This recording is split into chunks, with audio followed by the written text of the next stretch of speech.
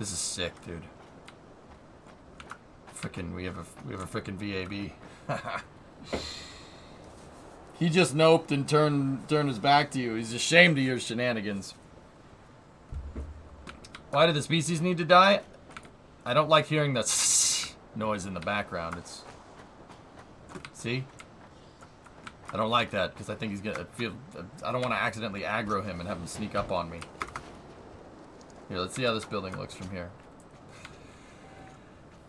That's VAB-esque. The door is a little small, but... And it really doesn't lead to anything, but whatever. I can hear it. It's not about you, Hillness. Jeez.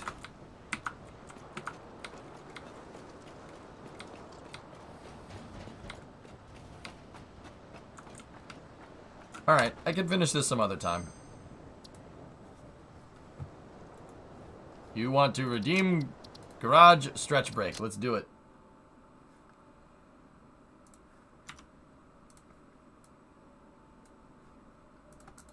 Alright, so let's go out into the garage and we'll,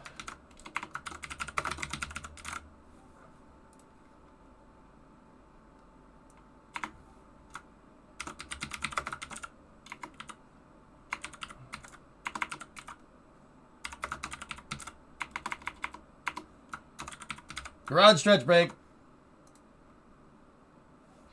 Do 10 push-ups. I can't. I sprained my wrist. I can't do push-ups right now. My arm will just cease to work.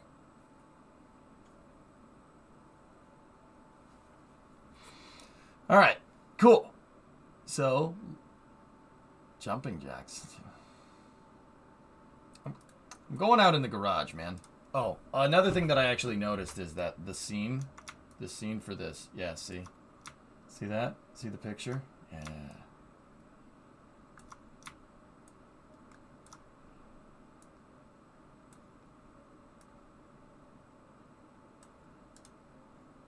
Yeah, we'll make the picture big. Transform center to screen. There we go. Sweet. Nice. All right. I'll go out there.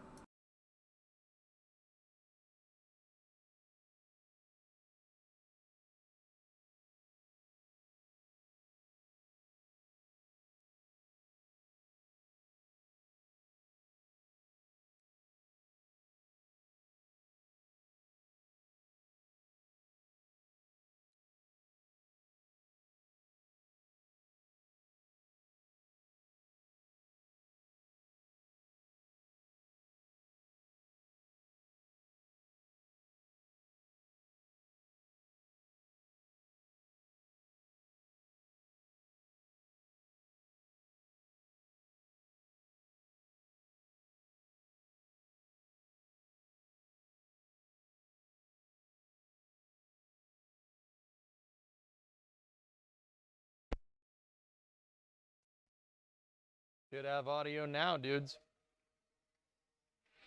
Should have the audio now for our garage stretch break.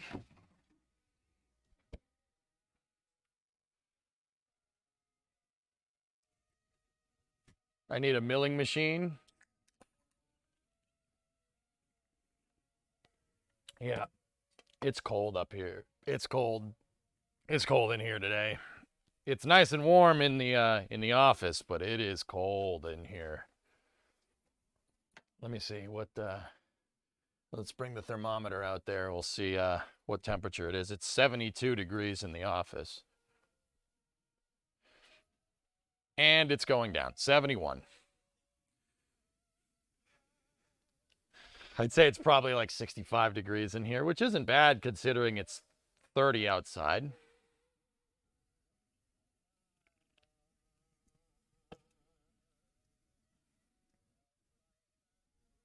Yeah. A little wood stove or a propane heater. Yeah, it'd keep this place really cold. Right now, I just have a little space heater.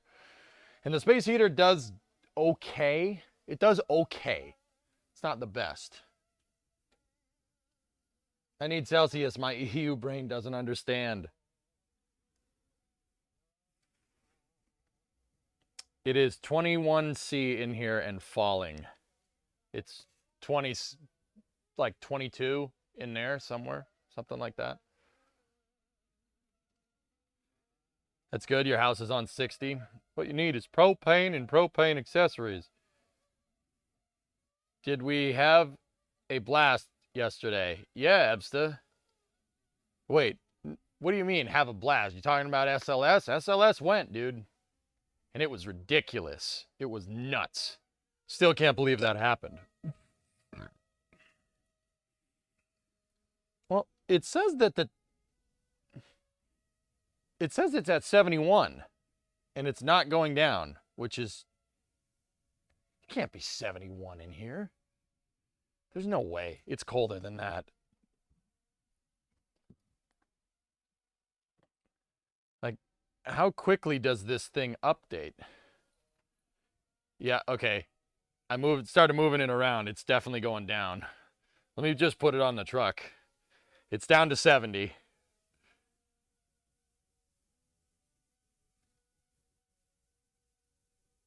Any more? Guess not.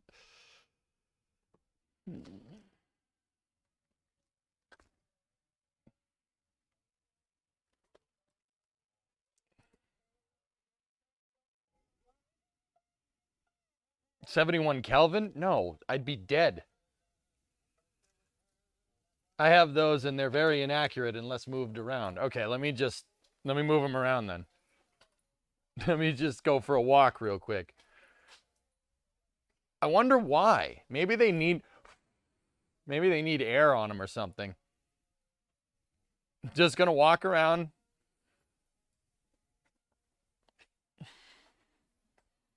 Just walking around. Don't mind me.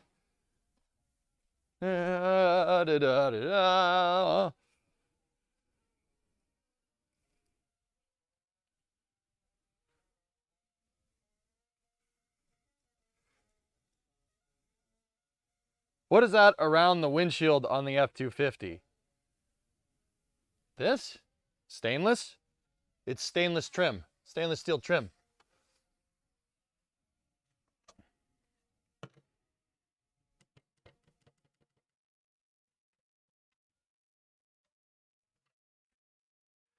Yeah, it's going down. Can you feel me now? Good.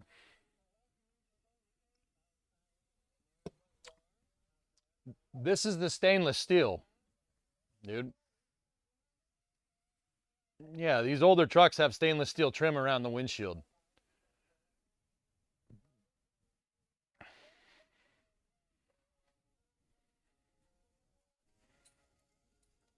The trim is a weird reflection that makes it look like tape. Here. Ready? Boop. How's that? Let's find the oil leak. I found it, Bandit. It's a weird one. It's a weird one. But yeah, it's weird. It's very bright in here, guys. Yeah. On a side note, it's bright. I like it. What's the oil leak? Well, okay. So let's do two things first. First thing is that I'm going to undo this other camera because this camera does not like being moved around. It froze on me a bunch of times yesterday. I have a spare though. So let me plug the spare webcam in. These webcams don't like being moved around like this, but let's get that all configured up and then we'll go. See?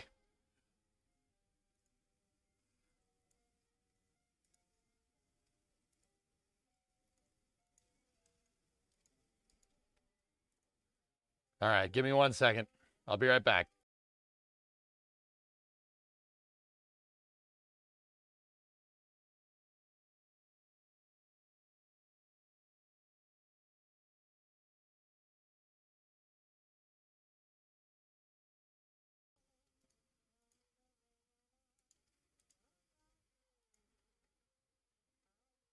Huh. It's not, it doesn't want to make that other camera work. Desk cam? We can use the desk cam, I suppose, for now.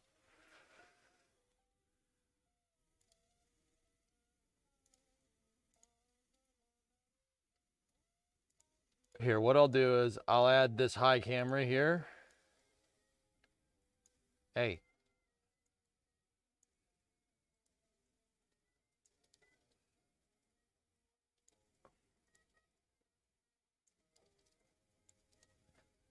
I'll just put the high cam in the corner here. There we go.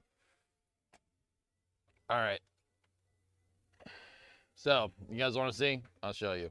It's kind of nice because this, I probably should have just kept using this camera for like the camera that we move around with, because this camera has a light built into it. I don't know if you guys can see the light on the bottom right.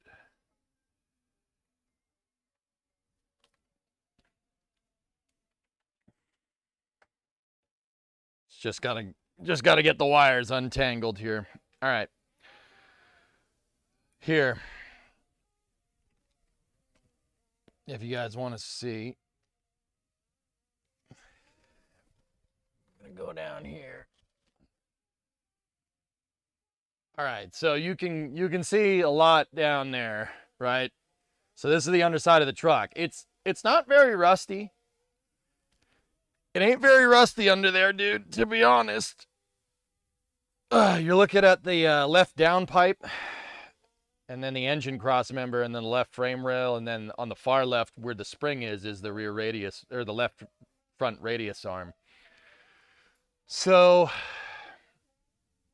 let me go get the creeper. Give me 1 second.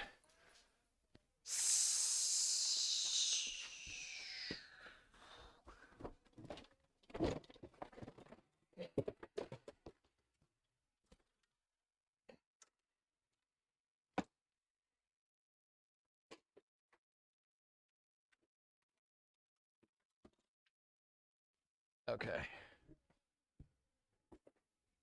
All right. Here we go. Little roly boy. Ah, there's a spider on it. Get off of there. Too fat for this damn thing. Okay.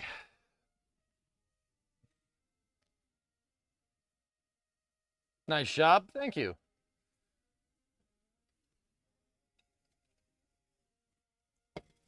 Could just pressure wash and, you know, do it. Yeah. All right, let's go down here. Ready?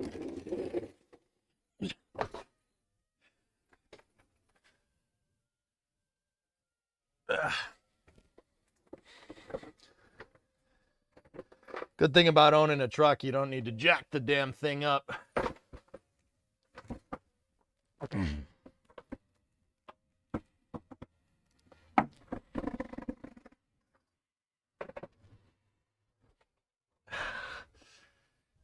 Ow! I just hit my head. You know what? Screw this creeper. This creeper sucks. The wheels are binding up. The hell with this. I'll just roll under there. I don't care. All right. Come on down here. Creeper. Oh, man. Yeah. You just wailed my head on that. Freaking studs from the exhaust hangers. All right. So.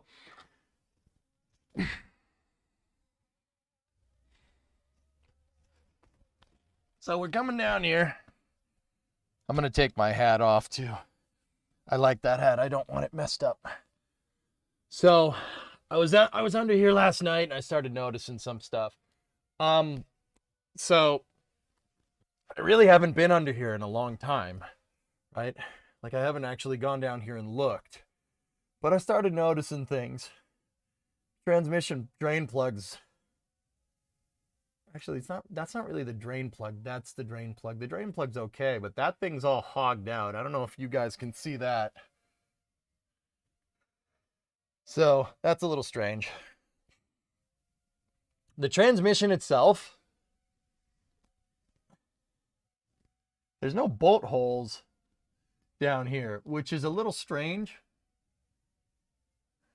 But there's no bolts on either side. But there's no There's nothing to bolt into. So those are probably for another vehicle application, right?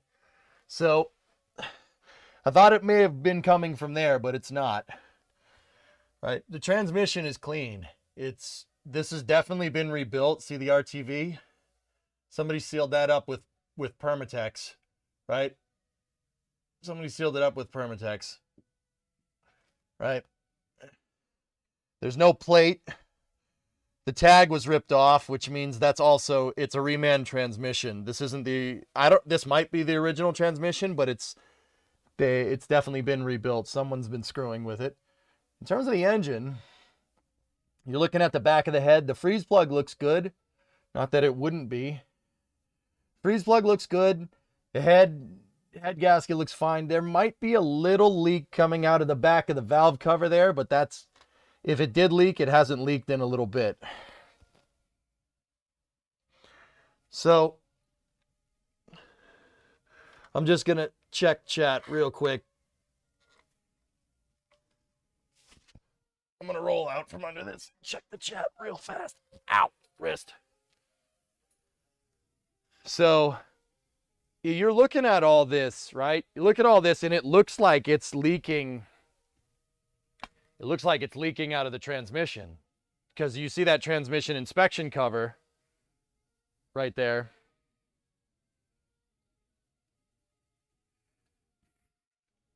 And it looks like it's leaking out of that, but it's not. It's not leaking out of that. I found where it's leaking, and this is what I'll show you. Let me just get this piece of junk out of here.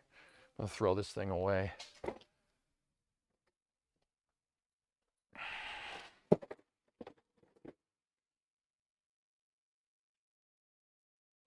So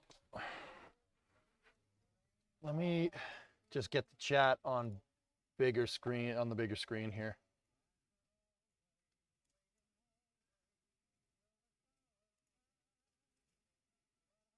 All right, there we go.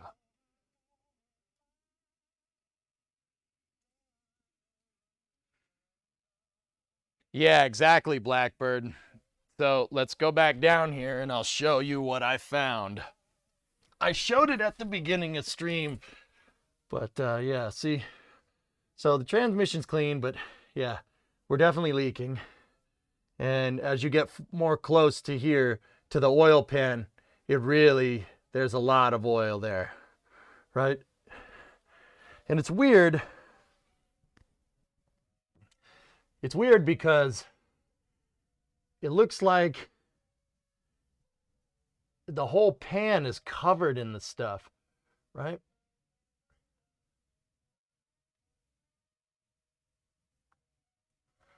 And it looks like it's coming from up there. So at first I was like, okay, maybe it's the filter, but the filter's clean. It's super clean. There's no oil coming from there. And then I was like, okay, maybe it's the drain plug gasket. Could be. It is cracked. I know it's cracked. But that's a lot of oil for just a cracked drain plug gasket, right? Like, look at how much of it is on the ground. And then I started noticing things.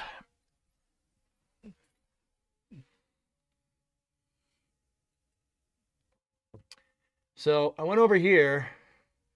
That's definitely icky.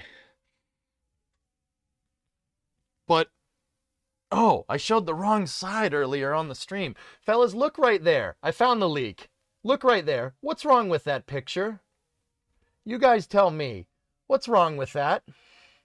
There is a very big problem. Right here. Not here or here so much, but right there. Those two little guys. Yeah, you guys see that? That's where we're leaking oil from. I am pretty damn sure. And that jives right with the puddle of oil that we have down here.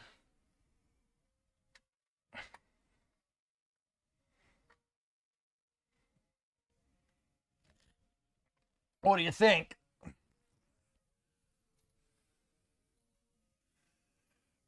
I think that's the leak. There are no bolts on the back right of the back left of that drain pan. There's no bolts. That is a problem. if you look, yeah, right up in there, there's no bolts. Now you can't see the exhaust is in the way in that picture. Time to drop the pan. So drop the pan, replace the gasket, get some new bolts, and you're done. Yeah. Pull pan, clean gasket surface, check for flatness with metal ruler. Yeah. Any idea if they're stripped? They're not stripped, anesthesist. No, you can see right into the bosses. I'll show you. Now, fellas, I don't know if that was like that. They may have came out during Route 154. But other than the transmission, it's pretty clear that no one's been down here in a long time. It is crusty as all hell.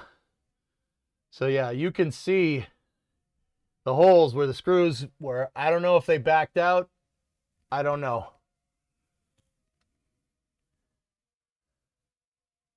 And I'm not sure you can drop the pan on this truck without taking the motor out. You might be able to.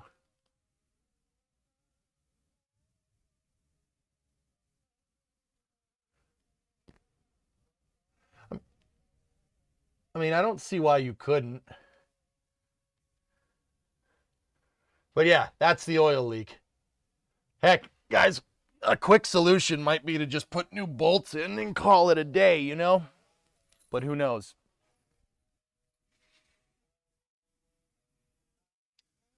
Dropping the pan is a pain. Yeah, I know. Hang on. I hear there's something. Give me 1 second, dudes. Something's rattling around outside. Nah, do it right? Yeah.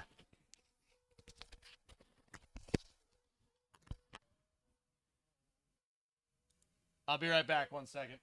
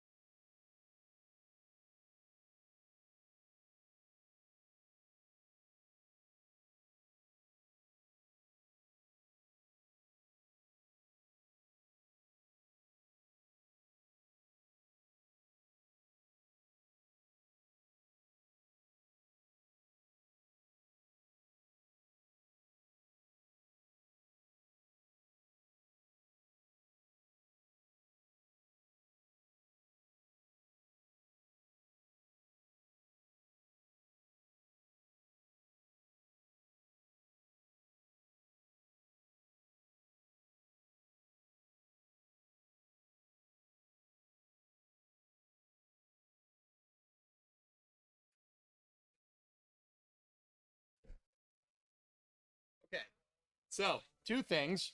It is really, really cold out.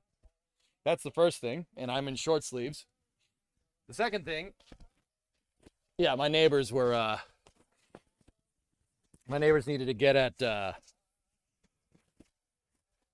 they needed to get at part of the backyard, part of their backyard that they can only kind of get at through my driveway. So I heard that's why I was like, I gotta go check outside. I heard a car pull up. I'm like, okay, but it's just my neighbor.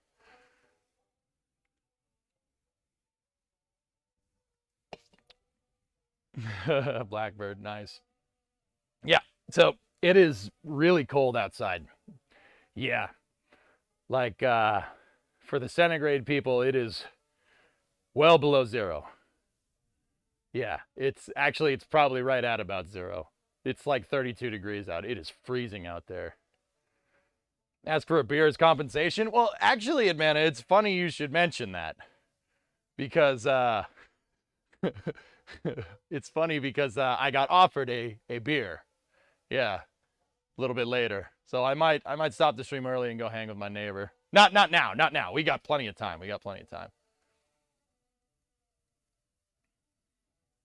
Yeah, Crobe, it was nice here. It was like 20°C outside for a couple of days, and then nope. This is interesting. Photographers have been told not to take pictures of the ML.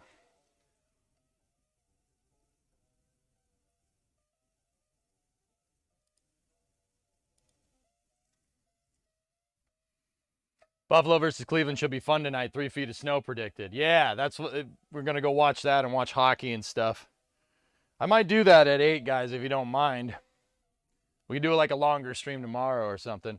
We got snow for the first time this year today. Damn, Meyer.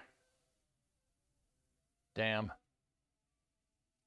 But yeah, so yeah, guys, the pan gasket is tough. It's gonna be tough to do that. Here, let me pop the hood. We'll see if we can see what we can see here. I wish my webcam was working, but all the cameras that I end up plugging into the setup end up croaking. I've had 2 kick the bucket. Yeah. I mean, dude, there's space, right? But that's a long job. I might have to get the crane and pull the engine up a little bit to get that pan out. Or pull the transmission out. Yeah, that's definitely something that's going to take some time. Because the pan, I mean, we could just pull the engine. But pulling the engine is hard. That's a lot of work.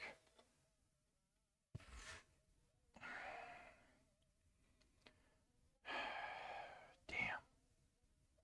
I mean, the good news is that we found it. The good news is we found it. The block isn't cracked. It's not a head gasket. It's not the valve covers. Because even the valve covers on this truck are hard to get at. I mean, this one isn't, but the other one is. You got to take the intake manifold off to get at it. Got some good metal ramps. I have jack stands, dude. I have 6-ton jack stands. Not the recalled kind. Ah, wrist. This gives you an excuse to build a gantry crane for the garage. You can buy them, you know. Harbor Freight has them. They have gantry cranes. They roll. They roll on tires. Bandit, yeah. And they're big. They're like 1,200. I think it was a 1,200-pound gantry crane or something. Blackbird, that's what I think I'm going to do for now. Dude, I want to get into this truck. I want to get into it and like take it apart and fix everything, you know? But this truck runs and drives right now, so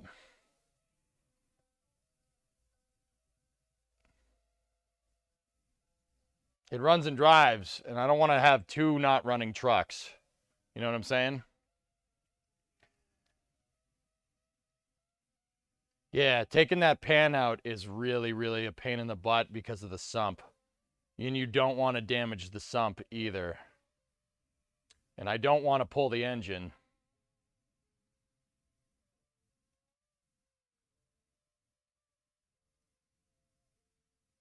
Or the Dodge and the Mustang sometimes in the garage. The thing that you're going to see the most of, Haji, over the next couple of months is this one. This guy. The reason why is that everything else runs. That one doesn't. That one's not on the road. I have to get everything running, or at least I want to, and then we can start messing with it. That one needs to be, the older truck over here needs to be done because Primo wants this as our driveway vehicle for the wedding that's next year.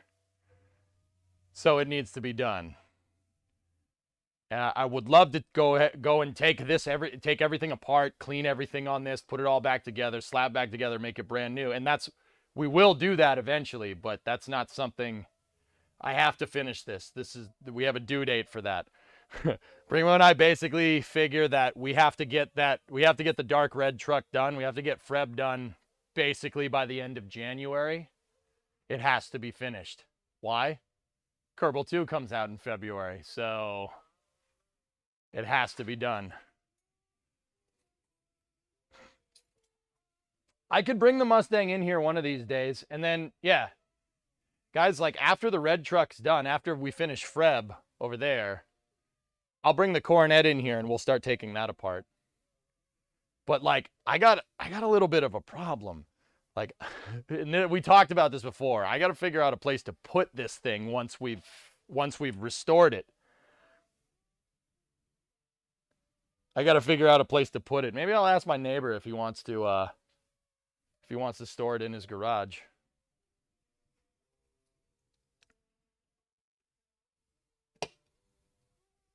Cyberlink, this is High Bay 1. We're in High Bay 1 right now. You can't put it outdoors for the weather, right? Yeah. Install a lift. Yeah. Zeros, if you tip $2,000 to the stream right now, I'll buy a lift. But until then, yeah, no, I can't really. Just get one of those heavy-duty car tents. Yeah, that might be the solution for now, but I still don't want it outside. There's like critters and mices and squirrels and all this other crap. Please don't tip the stream $2,000. Please don't do that right now. I'll be 100% honest with you. If you do that right now, that money, like, it won't be spent on a lift. I'm serious about that. Don't threaten chat with a good time. Buying a house, no can do. Sorry, as much as I'd like to. Yeah, no, dude, we're very house poor right now. Don't get me wrong. We're not in the black, we're not in the red. We're still in the black. It's just going to take some time to recoup cash. And then once we get that, then we'll start having fun with this. But even the red truck right now, I really can't work on it. It kind of sucks because I have this garage and now I can't work on it. Spent all the money on the garage, couldn't spend any on the cars, you know? But that's the way it is. But like I said, we'll be back. We'll have got to wait a couple months, dude. Maybe on the other side of the holidays or something. But then again, I got to get that thing done in January. Can you still get parts for the F100, or is that a big eBay search? The F100, you can get parts for it. It depends on what kind of parts you want for it, but yeah, you do a lot of looking on eBay. Yeah, a lot of looking on eBay.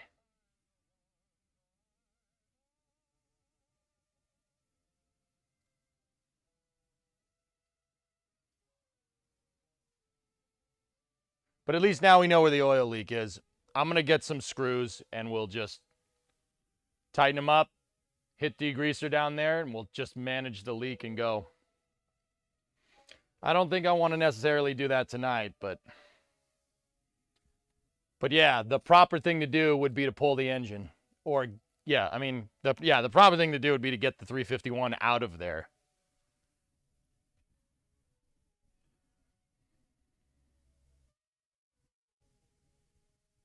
That is a lot of work. I mean,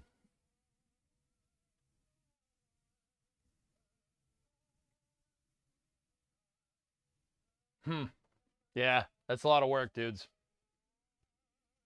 Any KSP tonight? Yeah, we'll do KSP. It's a Windsor. Panta.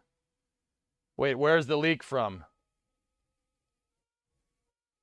Do you have an engine lift and a crane? Yep.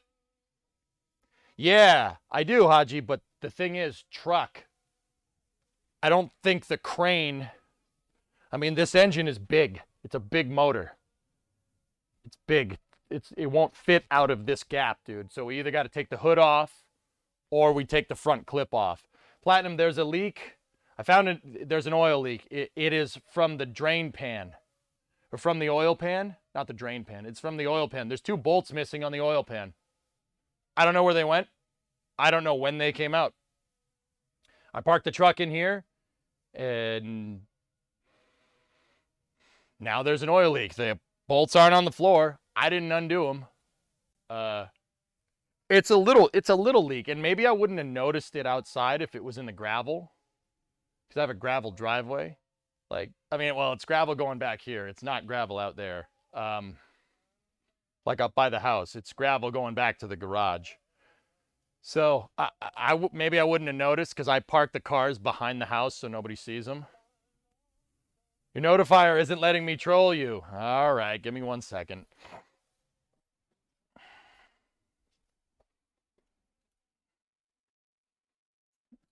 Hokey with 20 bucks 2 times in a row. And then my name is Jeff with a 60-monther in there. Thank you.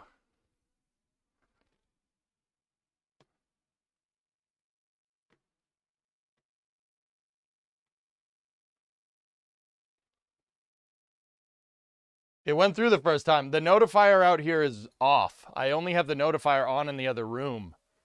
In the office, dude. The reason why is if I turn the notifier on out here, it pops up 2 times. I mean, maybe I could just shut it off there and turn it on here. I don't know. That's in flux.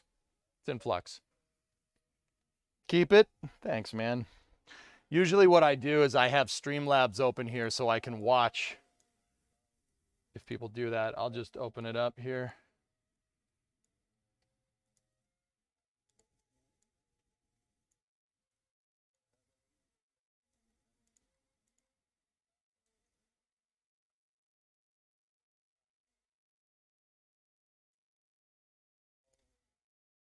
Streamlabs is broken. Enjoy a pizza.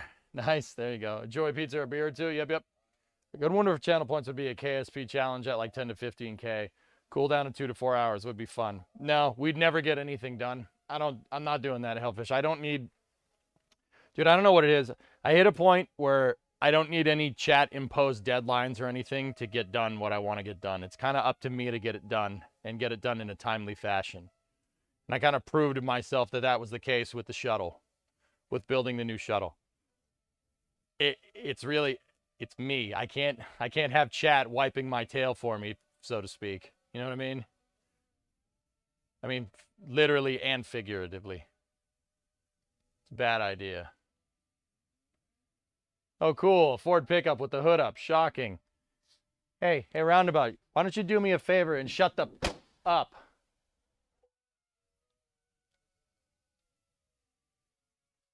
Sorry, did it cut out? The hood went down.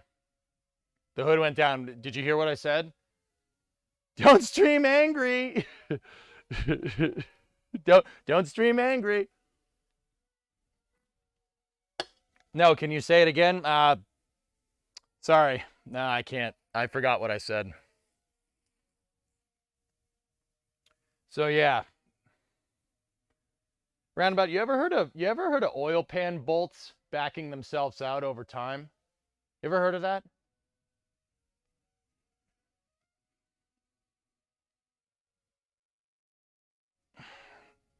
Because this thing's leaking oil, and I went under there and looked, and there's no bolts on the back of the pan by the rear main seal. I'm like, oh, that's good. Only if they were never torqued to begin with. Or you have one major case of the shakes, yeah. You've heard of tweakers? Tweakers wouldn't steal a bolt. There are 10 times F-250. There are 10 times the amount of F-250s for sale in the Netherlands. 250s are good trucks, man. Ask Kuhn where the bolts went. See, I don't know when they came out, dude. But Mayor, I went underneath this truck and changed the oil in Compton. I know I did.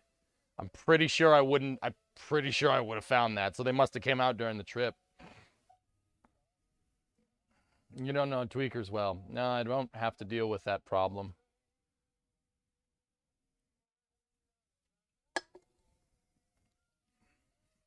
Do these have straps on the RMS? Lots of people forget straps on the RMS. What do you mean? No, they didn't break off roundabout. The bosses are open. There's nothing in the boss hole. There's nothing, which is strange. But yeah, I mean, it's kind of a mess under there. That's the reason why we had the hood up. I was like, we could do the pan gasket, right?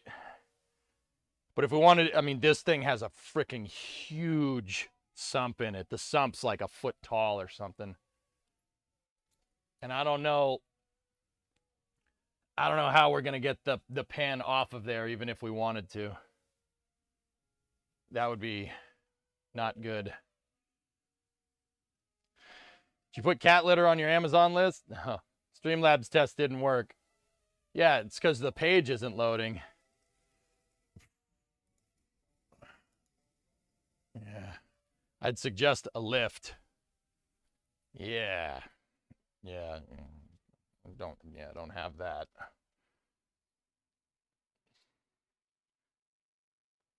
"26 months from Krob. Check.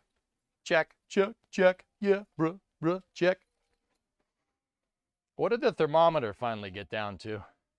65 degrees. Yep, it is a little cold in here. Bruh. It's 2 bolts on the driver's side back anesthesis. Here, I'll show you. We'll use the desk cam here because the other camera took a dump. Here. I'll show you what I'm talking about. Let's go down there.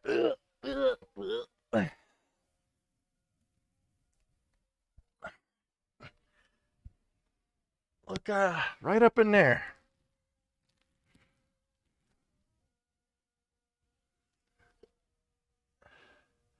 See?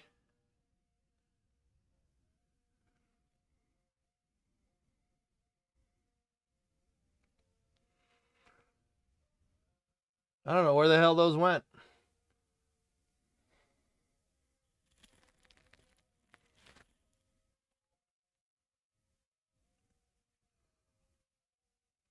See what I mean? It's very weird.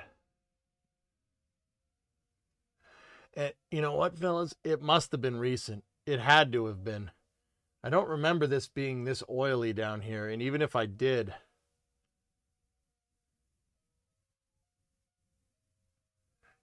this is fresh oil. I mean, obviously there's oil on the damn ground, so everything else under here looks really nice though. Brake, that's a brake proportioning block right there. That looks good. And there's the transmission clutch line. Clutch isn't leaking from what I can tell, but once again, this is a refurb transmission. The tag is gone. Somebody hogged the frick out of that drain plug right there. But yeah, I'm almost wondering, fellas, can somebody Google what the thread size is? I might have a bolt. But yeah, those things are really, really icky. I mean, I don't know. It looks like some of those might not even be tight.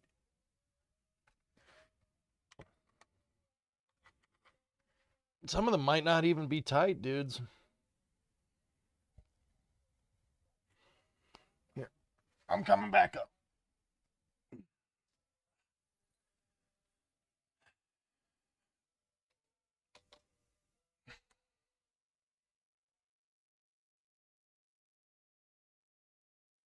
It's a 5.8, yep.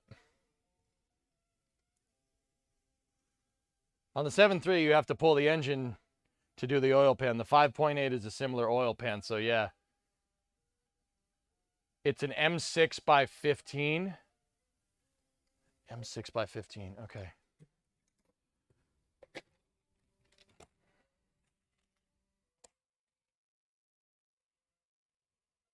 Standard. Shoot. M6 by 15. What do I have here? Quarter 20. That's quarter 20 as well.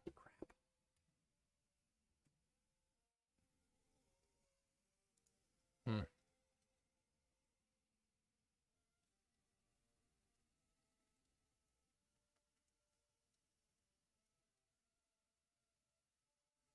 Are the bolts on older Ford trucks SAE, metric, or mixed? This one is mixed.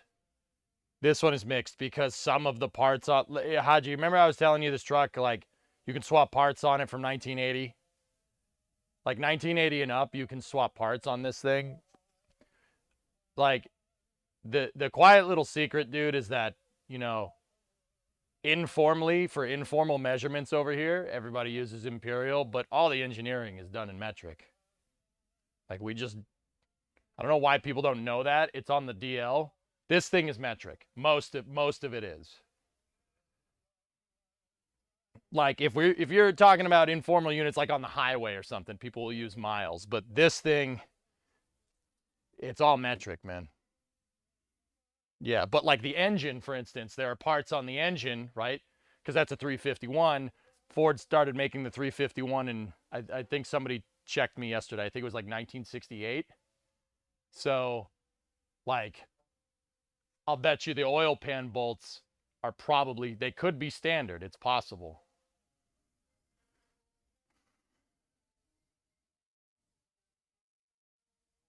Do you have the factory service manual for the truck? They come in handy for situations like this. I don't, but I have a Haynes manual, actually. Close enough.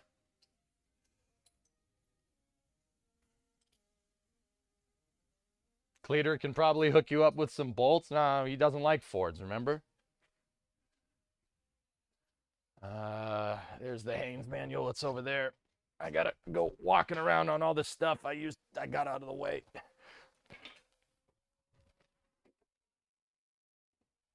Here we go. Got it. Got it.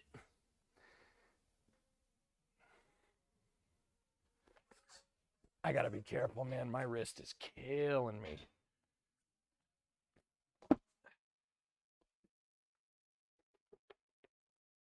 I'll admit, though, I do like having the trucks in here. That's cool.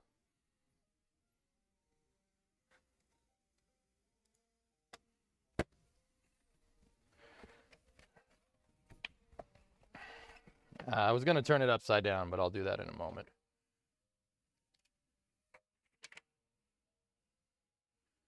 It's intake manifold.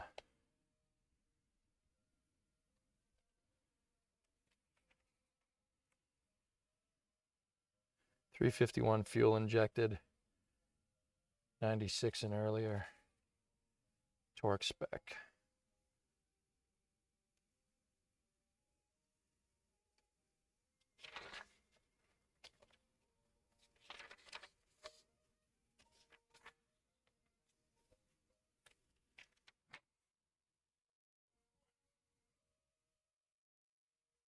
That's the torque sequence for the cylinder head.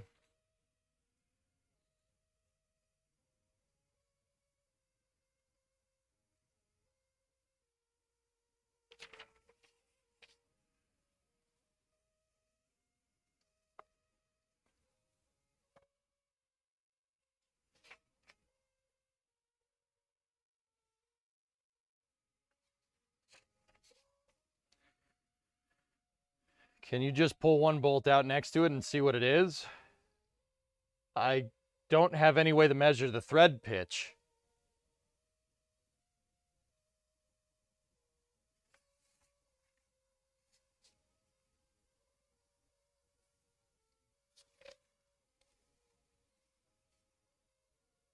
Your eye?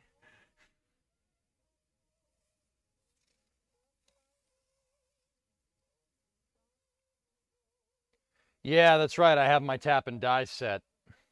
Ah, man, do I want to get dirty?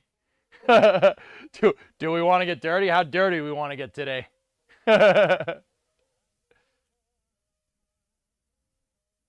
You'd look at quarter 20 for SAE or M6 for metric.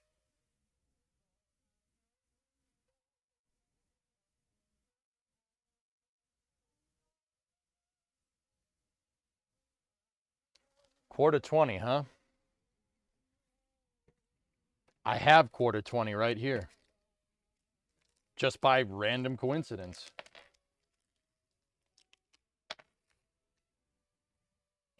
We can go see if it works. We'll see if it threads. That looks right. I mean, that looks correct. All right. Let's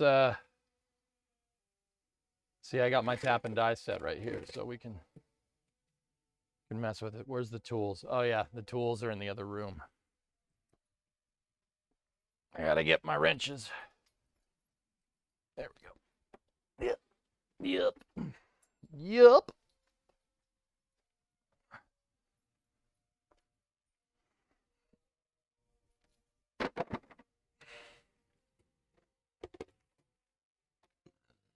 Excuse me.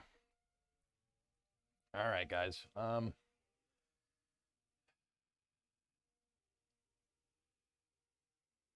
are we gonna do this? I need this camera.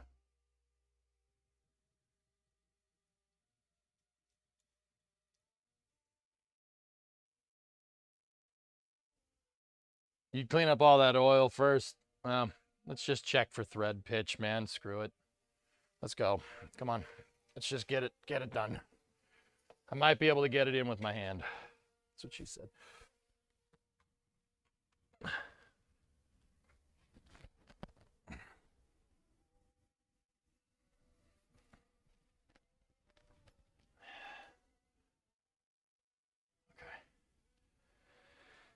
Okay. Just spray it with brake clean. All right. I don't know where my brake clean is, dude. That's why I'm like hesitant to do all this stuff like the practical way. I have no idea where stuff is. Do these have brake clean left? That one does. Sweet. At least I think it does. Doesn't really seem like it does. Ugh.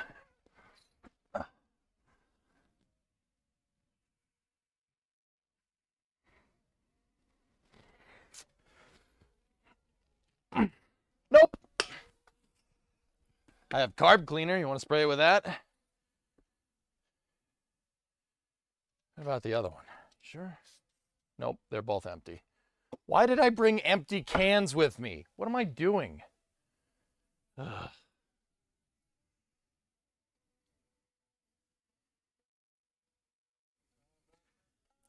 The drip pans. I don't know where the damn drip pans are.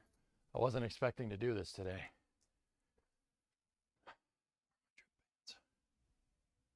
They're over there. They're behind a bunch of stuff. Damn it. I can't win today. That's okay. Whatever. We'll just get stuff on the floor. It's not a problem. Right now, at least.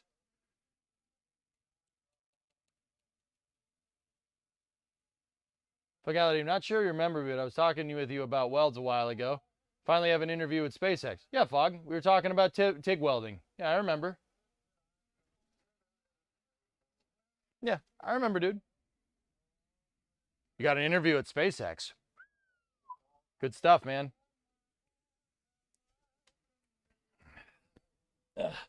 That's cool, dude. Found the factory service manual for 97. Yours is a 96. Should be about the same. Mine is a 97. It's a 97, but they didn't change anything from 96 to 97.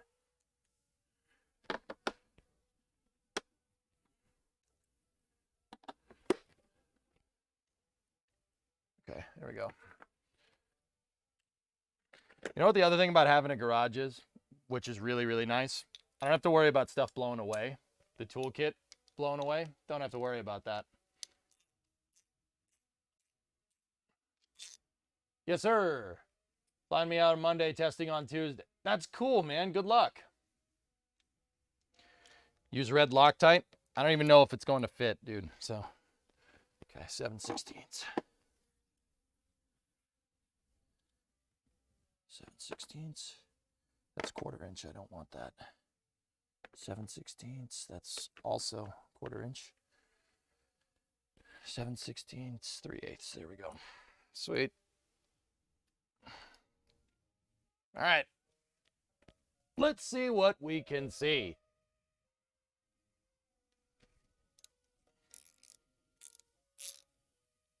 Yeah, Shaw. Nothing blows away. Yeah, we can leave tools out. Everything is exactly where I left it when I come back, man. It's pretty freaking cool, dude. All right.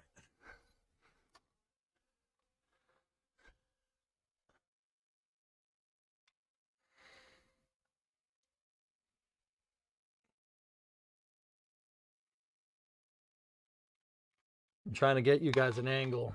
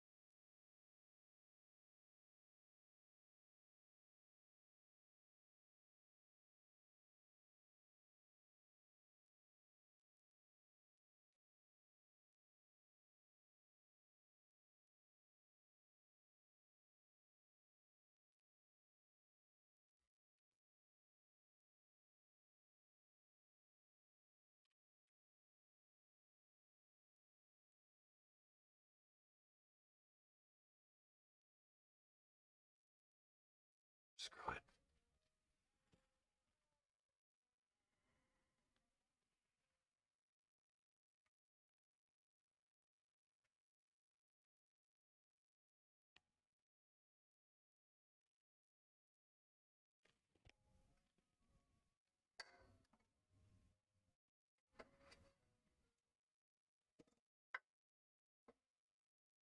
Yep, it's 1/4 20. It's 1/4 20 roundabout. She's going in. I don't know how well you guys can see it.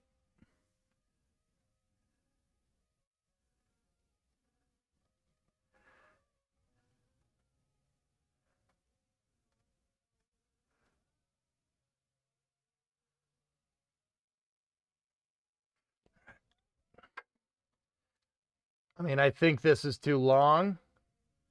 So I got to be careful. I'm going to go slow and make sure we don't hit the end of the boss. I know you guys can't really see too well right now, but I'm trying to get out of the way so you guys can.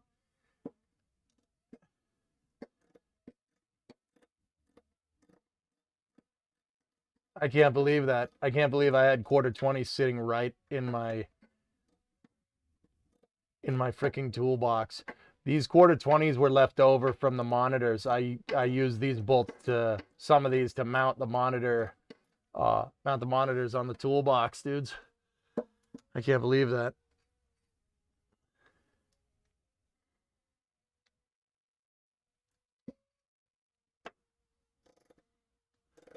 Right now, what I'm trying to do is make sure I don't ground out the damn screw.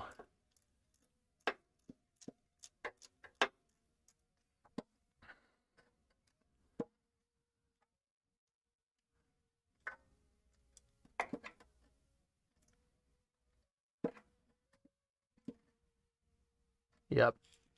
Yep, she's grounded out.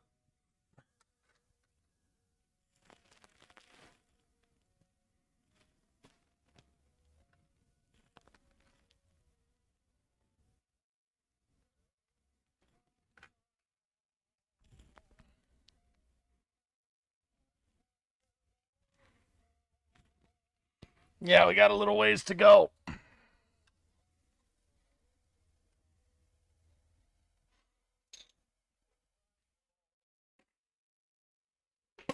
Yeah, they're too long.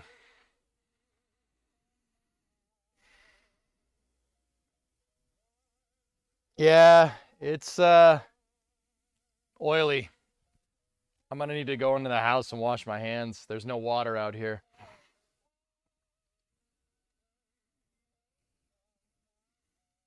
It was close, guys. It almost fit. It was almost the right length. It's got probably like 3 or 4 threads. So at 1/4 thread pitch, yeah. I mean, it's not rocket science. We got to cut 3 threads. Check the link I whispered. It's the entire service manual.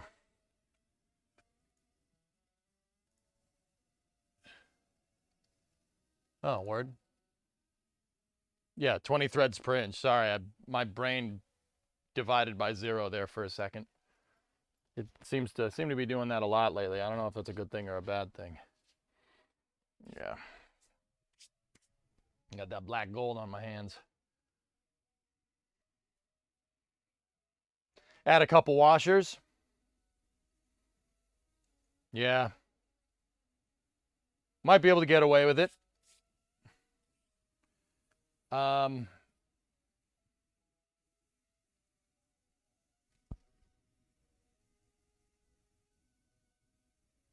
Wow, that's cool. Flykin'. Neat.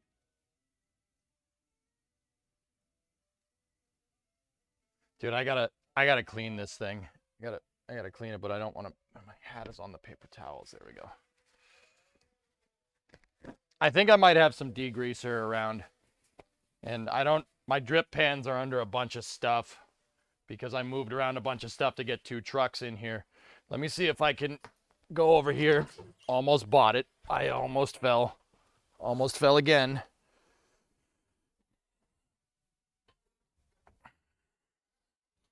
Here's some degrease. Does it work? Yes, it does. Cool. I don't want to put my hands on this. I have the freaking carpet for the 59 lying on the hood of the truck, so it flattens out. And I don't want to put my dirty hands on it.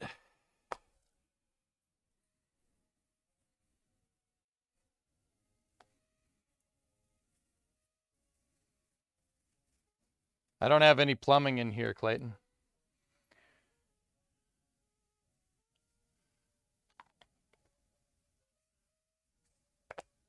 You know what? I have gloves over there. I was wearing them the other day, but my hands are already dirty, so. And you know what? It's not like they won't get dirtier, so let me go get the gloves. Still got to wash my hands, but I don't want to go back into my office with dirty, oily hands on my stuff in there. Like, we don't want to play Kerbal with dirty, oily hands.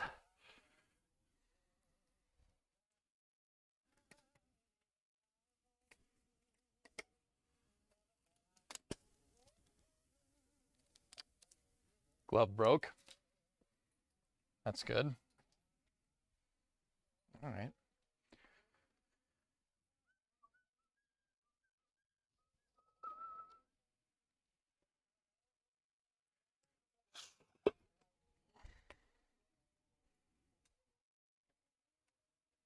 '25th anniversary hype. What's up, Spiffy?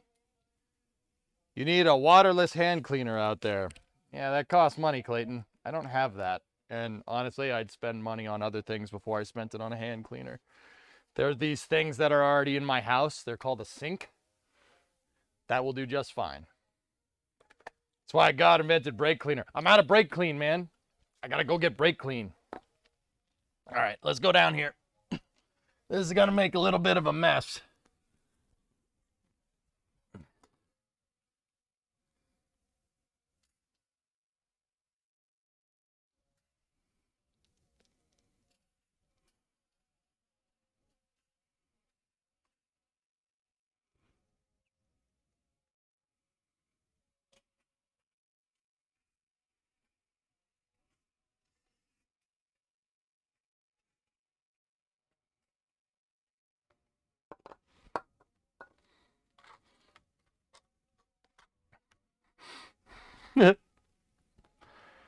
That's degrease.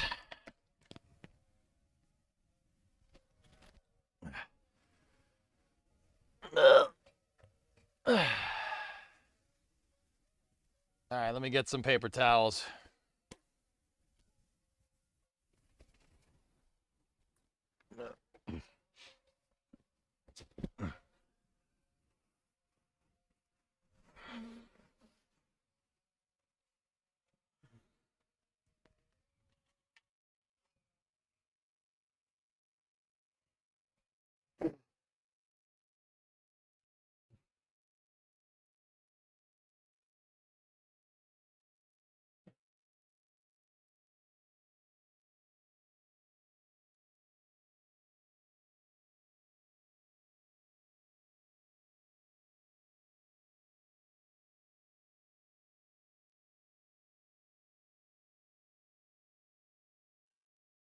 Yeah, you know what? It's probably better we put the gloves on. That was a good idea. That was a good call. What the frick? What the hell is this? Oh, it's a heat shield. Okay. I was gonna say.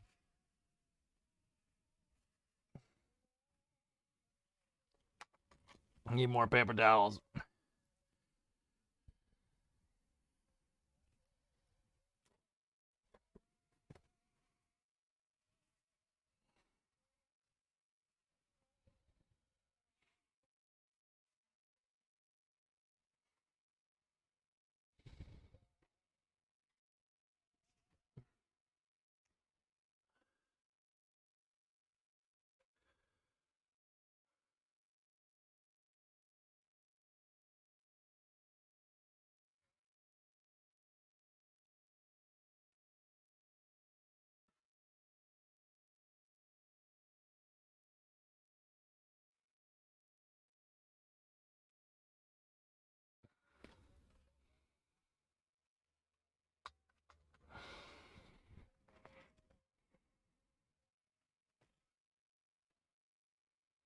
It's not, it ain't too bad. It's just this oil creeps up on every freaking thing, man.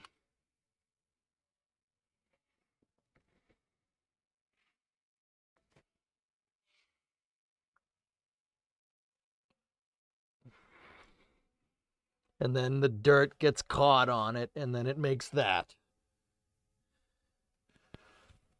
Yeah. Okay.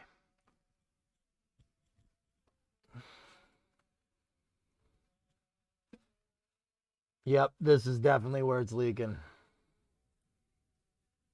Yeah, that's definitely the leak. Where's the leak, ma'am?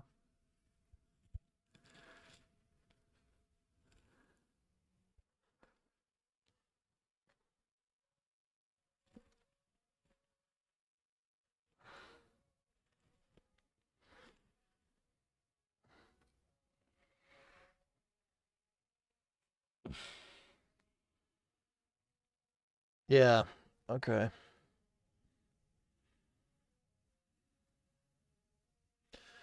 So we can washer that up, or we can hack it off and see what it does. I don't know, dudes. What do you think?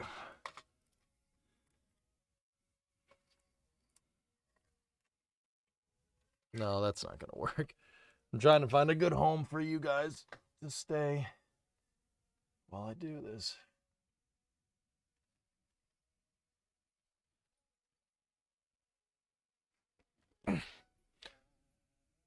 Oh, it is crusty under there, man. I'd cut the bolt, but I have no patience. Yeah, you see it over there? Can we see it on this camera? Yeah, you can. Yeah, you can see it. That's cool. This is the one from California, yeah. It's...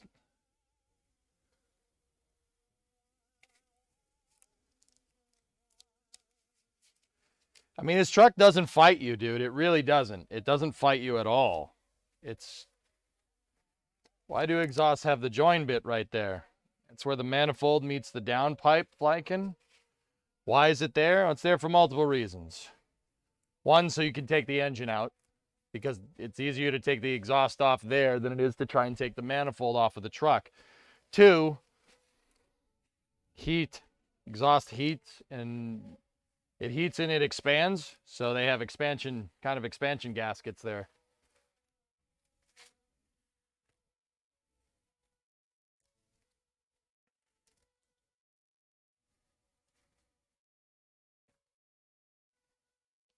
I always jank up the threads. Yeah. Yeah, I know what you mean.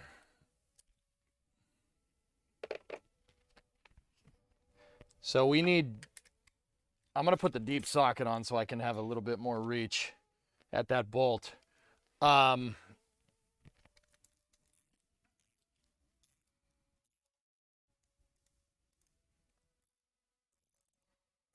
no car guy, but are we supposed to see light at the bottom of the screen? Yeah. Yeah, over here? Yeah. Yeah, you're supposed to. I have the hood open. It's 1/4 by 0.94. Thanks. Thanks, Phil. All right, what are we dealing with here? What are these? Of course, I ripped open the thing on that. This is 1/4 by 1. Well, there you go. 6/1000ths of an inch, which makes sense because 20, it's 20 per inch, and we're 3 threads short. So yeah, 6/1000ths of an inch. Yeah, there you go. That makes science.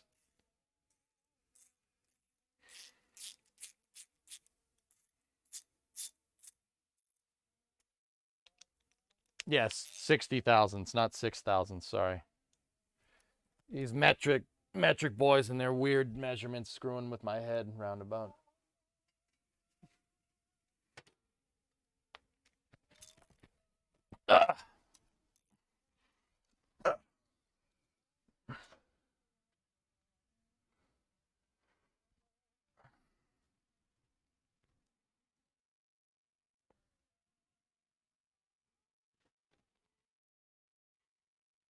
Just making sure the camera is right. Put my finger on the bolt. All right, cool.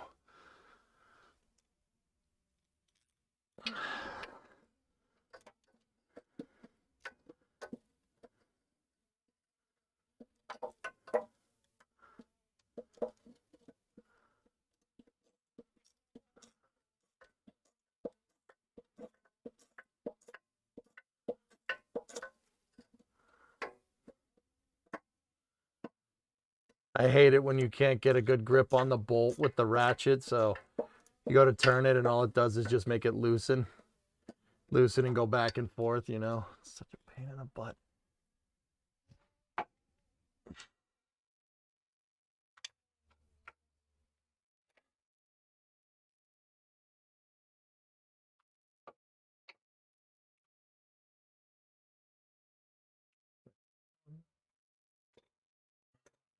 There's a wire that's capped over here. I wonder what that goes to. Bet you it's the bet you it's four-wheel drive van loaded from the rear. Yeah. Yeah, see, this still has the air pump on it and stuff. We got to get that crap off here. I have a set of headers for this truck that we can put in when we go to redo the exhaust eventually.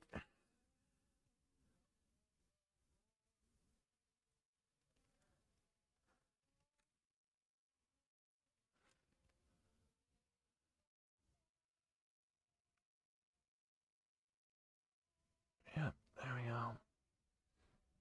Okay, let me put this down and we'll get washers. I love how this just turned into let's fix the truck.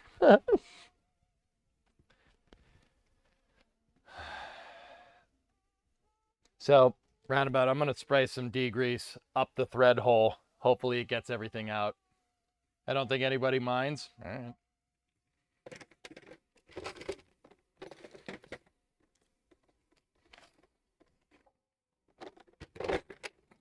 Okay. Sounds good to me, man.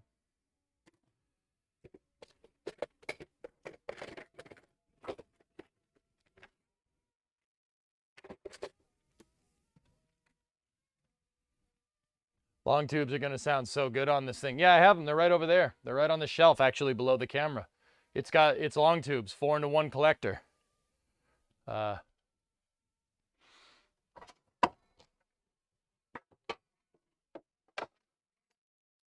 know it's small camera. Sawyer gave these to me. Yeah, they're wrapped too. Very nice.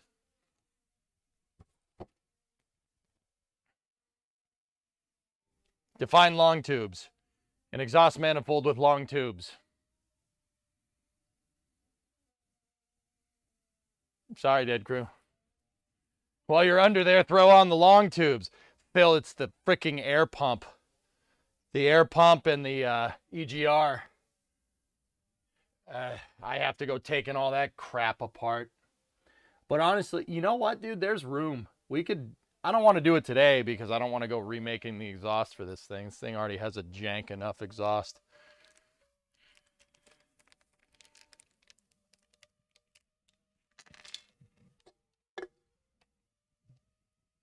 So I would show you on the desk cam, but the desk cam is under there. If 3 of these washers can take up 3 threads, we should have enough. And it's going to be close. It's going to be close, man. I don't think they'll foul on the pan. Oh, don't tell me there's only 5 washers in here. Don't tell me there's only... Please tell me those Chinaman's cars aren't empty. None of this is any good, frick. Why? Why? Did they cut out the cat? Yeah, the cat's... yeah, the catalytic converter is gone like long ago.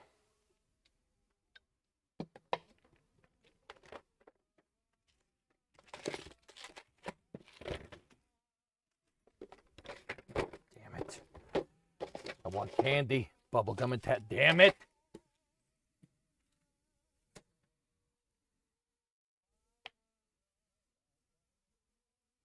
No, 15-year emissions exempt. Roundabout, the problem is that there's 2 bolts missing.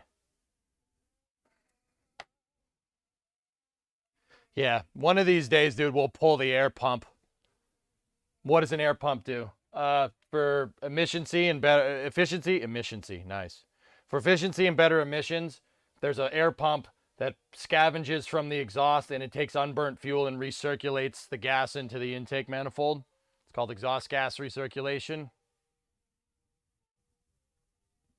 You ever put your head under a pillow, you start breathing, and then it gets harder to breathe. You kind of asphyxiate a little bit. Yeah, that's what they did to engines in the US for a long time. Because more efficiency. Yeah, they basically asphyxiated the damn motor with exhaust gas recirculation. But the emissions are better though. That's how we ended up having V8s that make like 100 horsepower.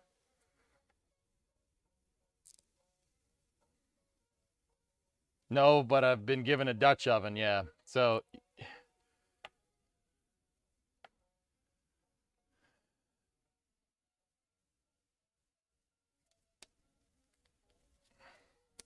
literally blowing smoke up the tailpipe. Yeah, sounds like a politician.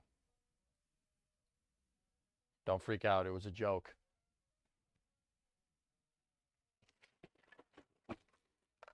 I might have some other washers or something over here that we could use.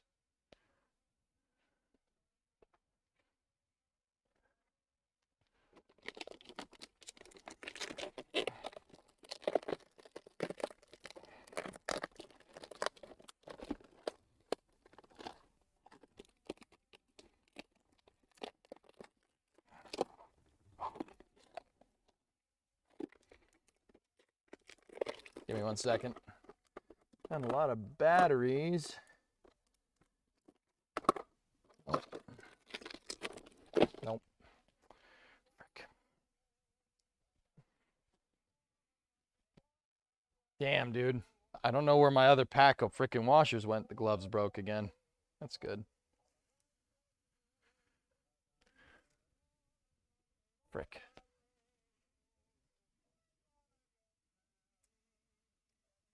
Air pumps pump into the exhaust to light the cats off sooner. EGRs use the pressure of the exhaust system to recirculate into the cylinders. I'm pretty sure this has both of those things, dude. Maybe that's why I was getting them confused.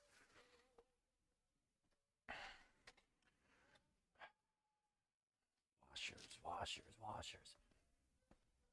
You know what? I might have some in my toolbox. I might have some in my damn old toolbox. Oh my gosh. No way. Okay. Well, there's a bed bolt. There's a test light. There's a USB cable in my toolbox. Yep. Okay. These are lock washers, but they might work. Not the right diameter.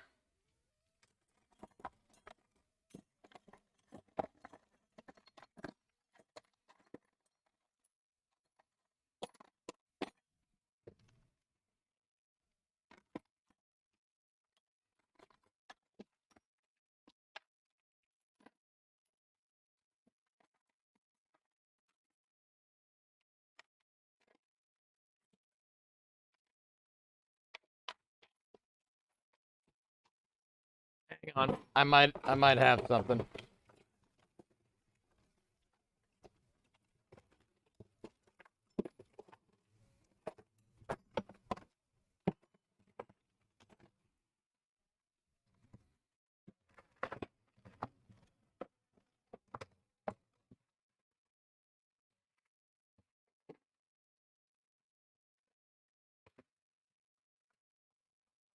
Seems like I did this the other day. See, this whole process seems very familiar. These lock washers might do it.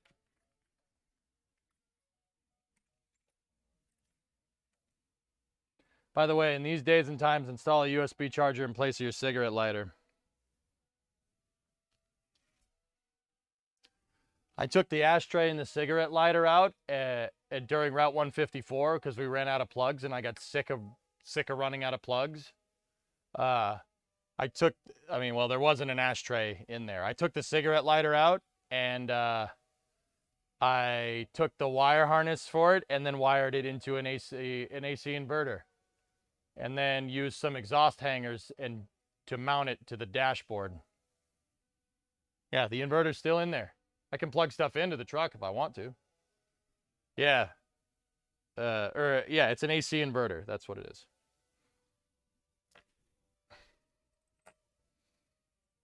All right. It's there. I would show you, but... All right, roundabout, here's what we're going to do. These lock washers are a little bit thicker. Here, you know what? The stationary cam. I'm going to make this camera here the desktop camera now, because that camera's underneath. So give me this, take this, put this back in here like that. That camera, because this camera doesn't like to move, we'll take webcam, go here, deactivate, activate. Oh, give me 1 second, guys.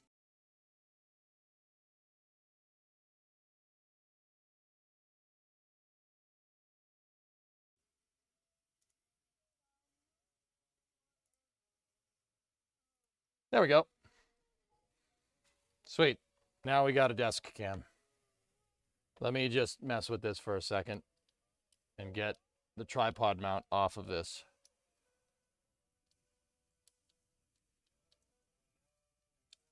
There you guys are. I don't know if you guys can see that. There we go. There. Got to get the tripod mount off. So check it out. It's a lock washer, dude, so I'm not sure how well that's going to work. And it's not the right, it's for a 1/2 inch. That's definitely for a 1/2 inch bolt. So if I do one washer on either side with the lock, that might be enough to pinch it into place. It will get you to the store. Yeah, indeed.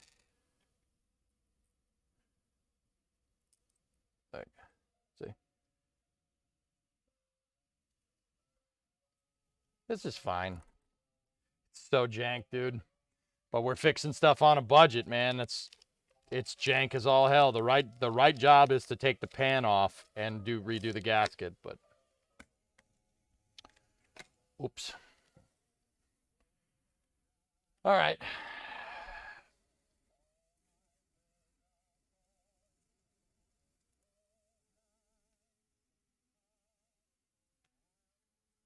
At least it looks a little cleaner under there. That's nice. All right, where's the wrench? Where's the leak, ma'am? Finland!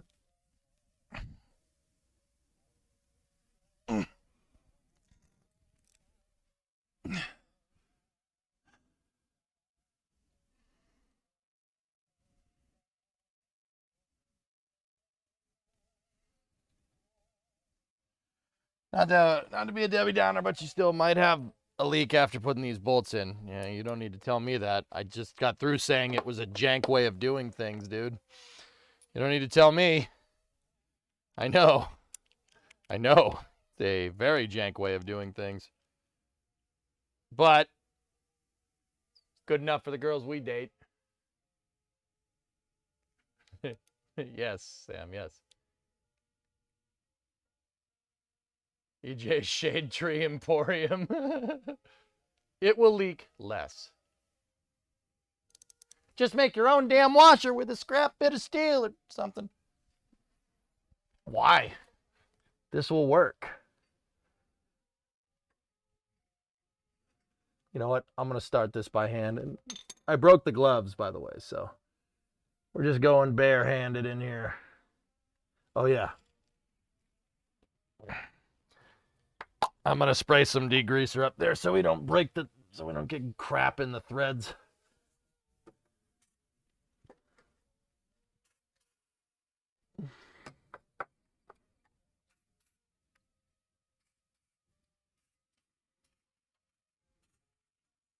There we go.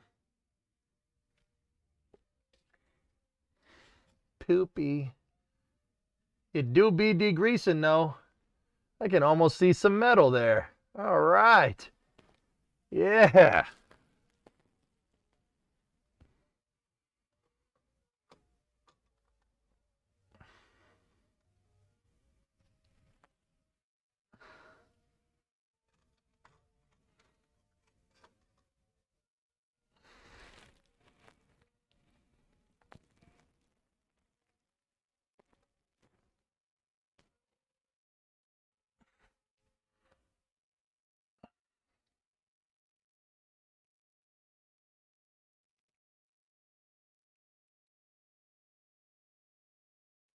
Yeah, you know what? Start it with my hand. I already said I was gonna do that. Oh yeah, hold on. I gotta get Loctite. Damn it.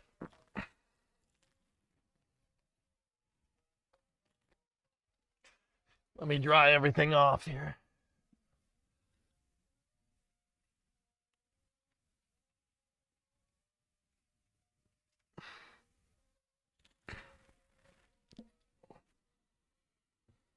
There we go. All right. Yep.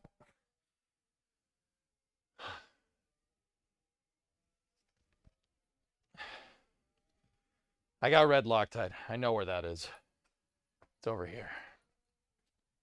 I'm pointing at it like you guys can see it. Funny.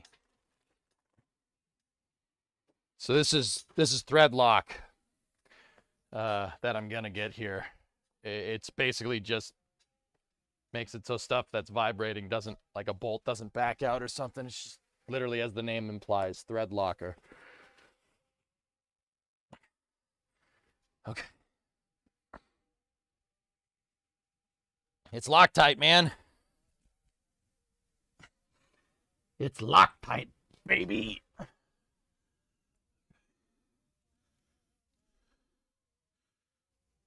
Give me some Loctite.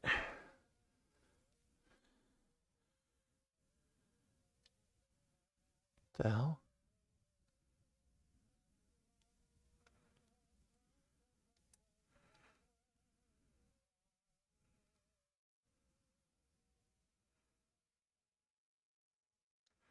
The heck did I do to this?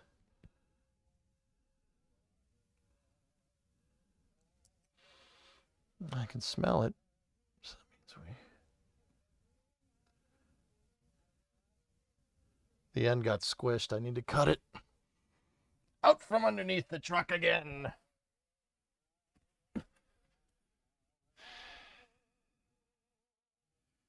Nah, the end of the Loctite is just all pinched.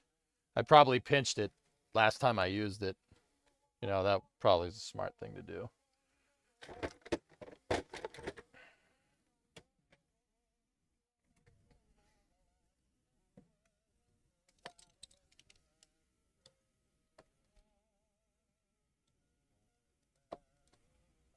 There we go.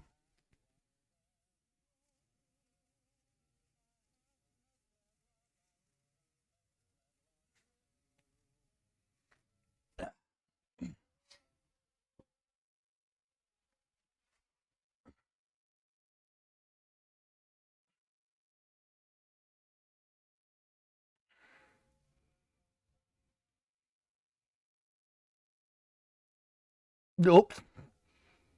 Yeah. Apply a liberal amount.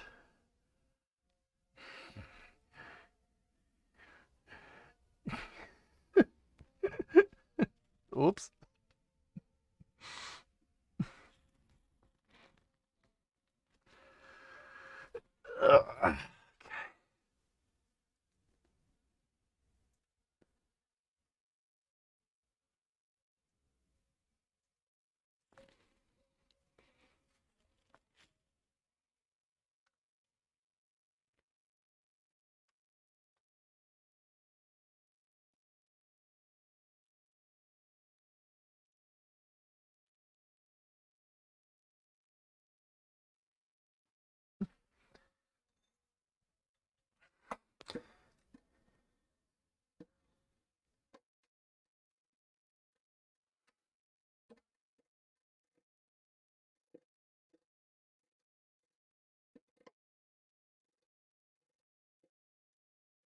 There we go. She's going.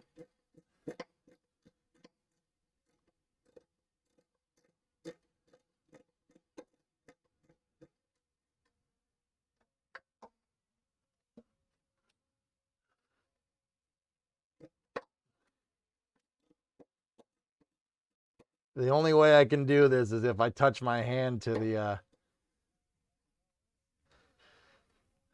twisty part of the damn ratchet, because it doesn't want to go otherwise.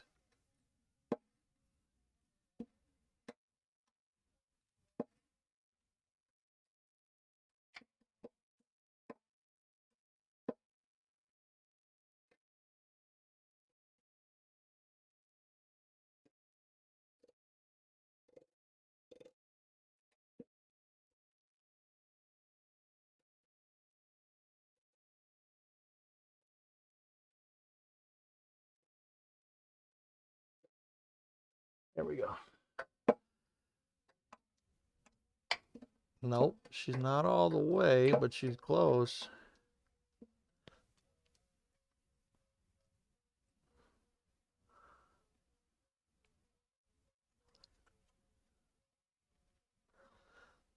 There we go. Come on.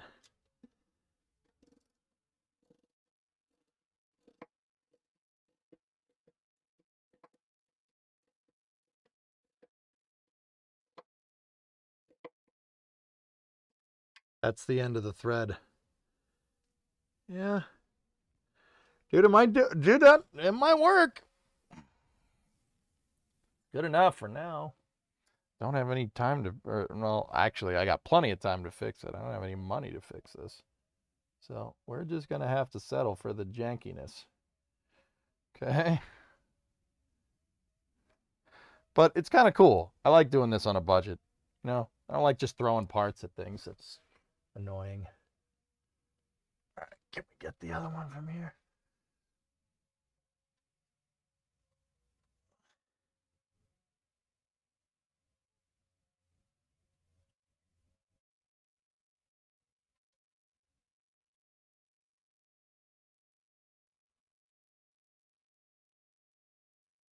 Caught the thread. I doused this thing in Loctite. Probably a little too much, but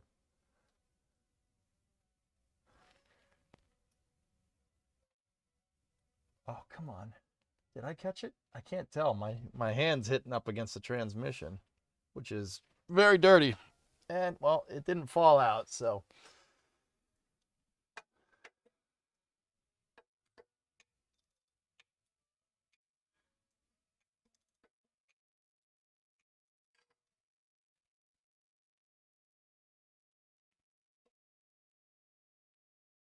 Yeah, I know. You guys just really like looking at my wrist.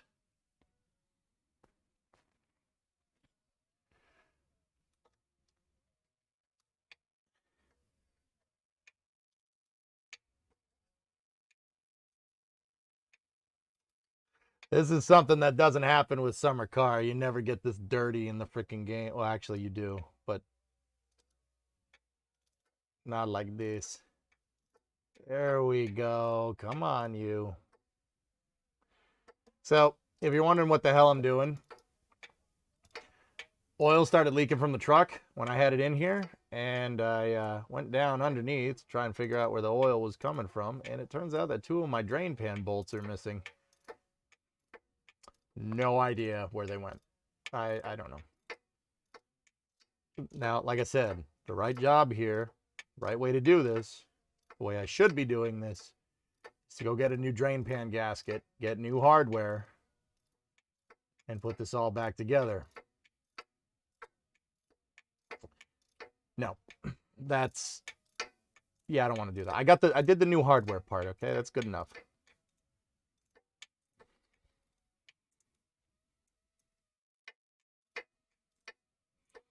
So I, by chance, had 2 pieces of hardware that are the exact thread pitch and size for this, which is that's a little weird. I had them left over from another project, so they're just a little bit too long. So instead of cutting it, I put lock washers on them. I put a lock washer and 2 regular washers because the bolt's 60 thousandths of an inch too long. Or what's 60 thou? Like maybe 2 millimeter or something. I forget what the conversion is. So we're tightening this damn bolt down. This is supposed to be just a garage stretch brake, but whatever.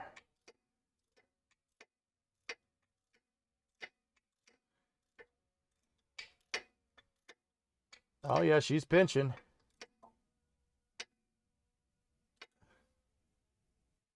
Okay. Yeah, those are definitely in. Look at the lock washers. Maybe that one can go a little bit more. But we got to be careful. I don't want to go too crazy with this thing. I don't want to break a bolt.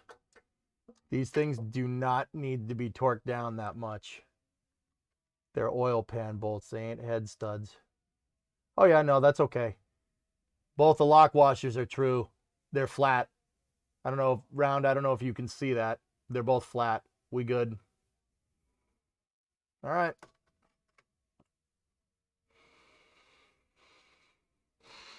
I'm hoping that was it. I'm hoping.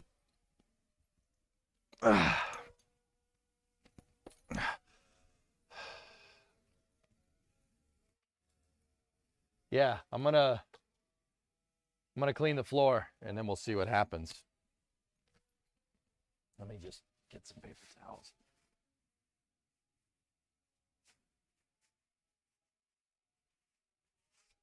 (1/16) So if it's 1/16, that's 4 mil, 3 to 4 millimeter. They were 60 thousandths. So yeah, that's 3 to 4 millimeter. It's not a lot, guys. So if you want to learn a little bit here, when you're looking at hardware, see, this is 1/4 inch 20. 1/4 inch is the diameter. 20 is the thread pitch. That's what that's called. Thread pitch. That's how many threads are in 1 inch. So 1/4 inch is 6 millimeter, give or take. It's 6.35 millimeter. That's 6.35 millimeter diameter. And then the thread pitch is 20 threads per inch. See these threads? It's 20 per inch. So once again, for the metric folks, 20 per inch is 20 threads per 25.2 millimeter. 12.7 millimeters is 1/2 inch. 50 cal. That is my datum for converting millimeters to inches. I'm not even kidding. I gotta clean you guys off. You're a little dirty. Hey, Orion. Yeah, metric has standardized thread pitches and stuff. We have coarse and fine thread. I mean, yeah.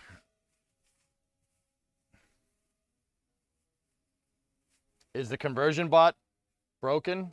Maybe. 12.7 by 99. If you know, you know. All right. Bring my '08 Explorer over for some engine work. Stand by. I actually prefer metric threads and bolts. Roundabout, I don't care. It is what it is. The truth of the matter is that,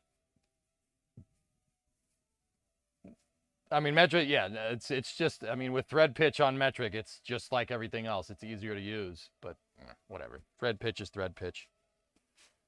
But people don't understand that there might be a scenario where like 1/4 inch 20 would be better than a metric application because of loads or shearing force or whatever. That's why I don't care what measuring system I use. I just make sure everybody's on the same page. Do I watch Tested? Sometimes. Sometimes I watch Tested, yeah. Yeah, sometimes, dude. Metric has fine and coarse pitch as well as some crazy sizes when you get north of M20. Yeah. How stoked are we about the Artemis mission? It's like a dream, dude. I can't believe it. I don't know about you guys, but like at the end of last stream, I went outside, I saw the moon, and I'm like, whoa. Dude, there's an outbound ship to that thing. It kind of blew my mind, dude.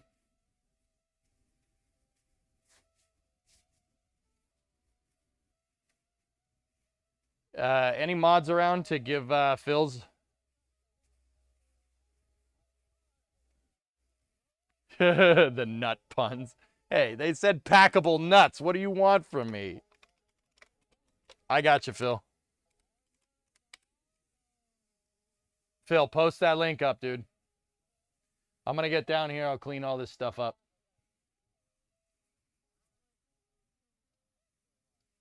Imagine having that feeling when no one's done it before. Yeah, that's right. To be fair, Aqualux, I still have that feeling. No one's done it but us. So it's not no one's done it before, but it's close.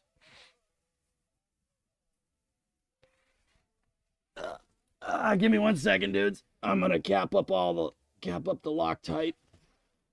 Spray some degreaser on the ground. And then use a paper towel to pick this up.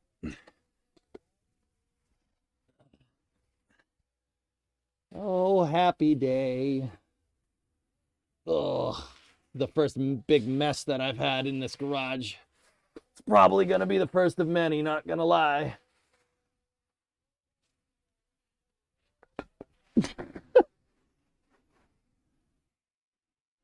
I'm trying not to lean on the mic, dudes. Don't want to shut it off when I'm under here because I can't tell if it's on or off.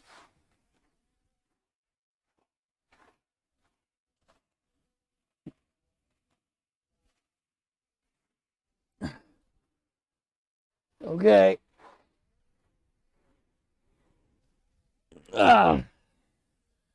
We're cleaning up. Oh. Ow. It's just my head, whatever.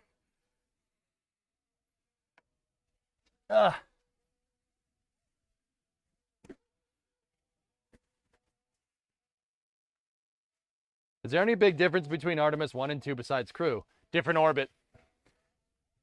2 is doing that free return. Good that you didn't hit the head. Yeah. It's okay. My head's harder than a plastic mirror. At least that's what my mom said. That's what your mom said. Got him. All right. I'm more doing this for evidence. The Loctite, top draw, right-hand side. That's where the Loctite is. And now it's on the internet, and now it's been recorded. So we can never not know where the Loctite is again. Top draw, right-hand side.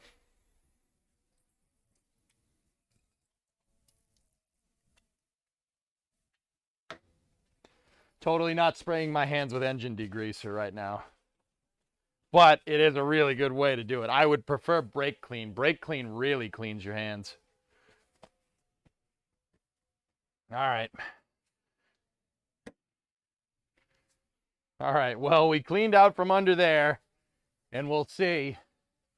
We'll see if there's any oil. Bottom draw, you dick. You dick. You really want to convert yourself over to meters. Your mom died in 1999. Well, way to ruin my joke. Way to ruin my joke, dude. Thank you. Great. Now everybody in here feels bad. You included. Is this what you wanted? Is this what you wanted? Top drawer. Rude. Yeah, see, look, chat feels bad now, Pythos. Look what you did. Look what you did. Look what you did, you little jerk.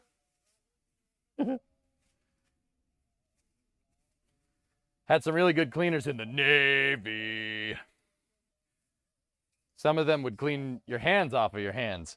Dude, I remember one time I was trying to get paint off of a part, and I had it in a 5-gallon bucket. I was like 18 at the time, and I poured paint thinner. It was like goop paint thinner in there. And I couldn't get it all over the part, so I just said, screw it. I put my hands in it. Put my hands in it and started scrubbing the part down, started getting everything out. And then like 15 minutes later, I'm like, why do my hands feel like they're on fire? Huh. Don't get me wrong, I didn't get like a chemical burn or anything. Just my hands felt like they were on fire for a little while. I'm like, oh, that's good. Chemical burn? Did? That's what we call a chemical burn? Oh no. Well, okay, maybe I did get a chemical burn. I didn't feel it though. Didn't feel too bad, I guess. Taught you not to, yeah, something like that, man. Organic matter plus burning chemicals equals human melting. Okay. So, yeah, we got to give it a little bit of a start to see if she leaks. All right, here's what we'll do. I'm not going to start it for too long, and I don't want to open up the garage door. Give me 1 second.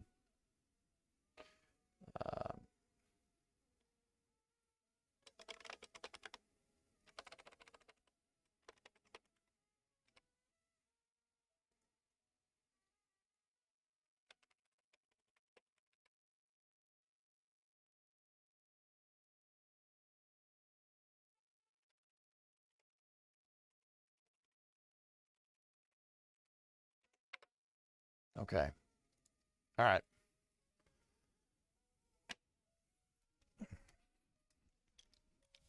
Give me 1 moment. Just putting all this stuff away. I know I probably shouldn't do that. We should probably make sure it's not leaking before I put all my tools away, but you know, I'm not doing much about it, even if it does, so. Okay. You guys go down here.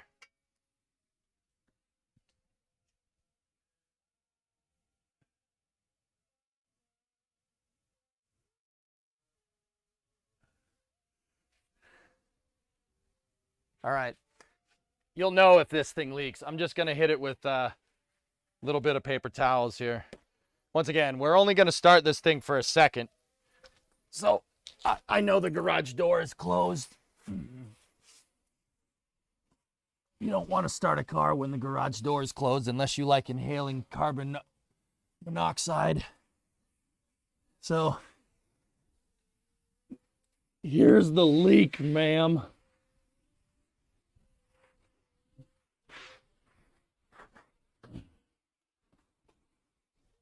Okie dokie. Yeah. All right. Cool. Let's do this.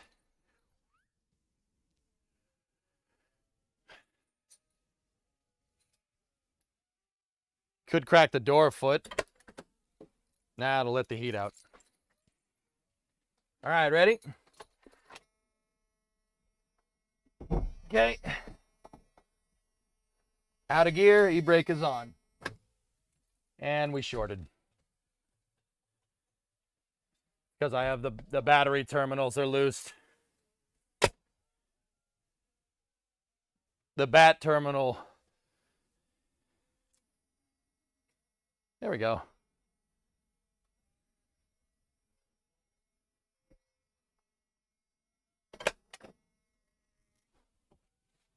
Ready?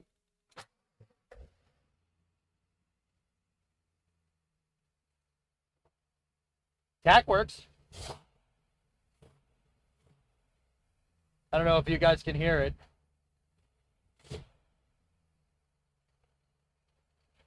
Okay, that's enough. No more. Boosters in ignition. I don't see anything under there, dude. So if it is there, it's not immediate.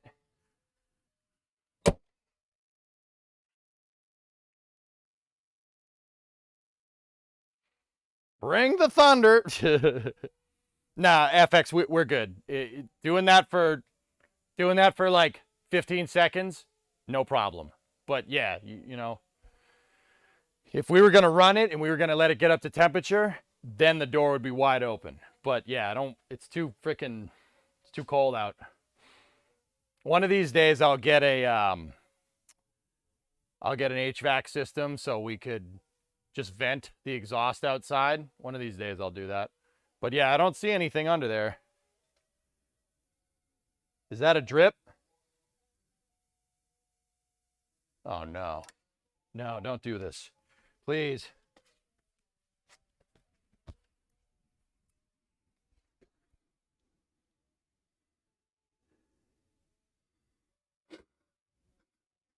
That looks like the drain plug seal, considering it's like right over it.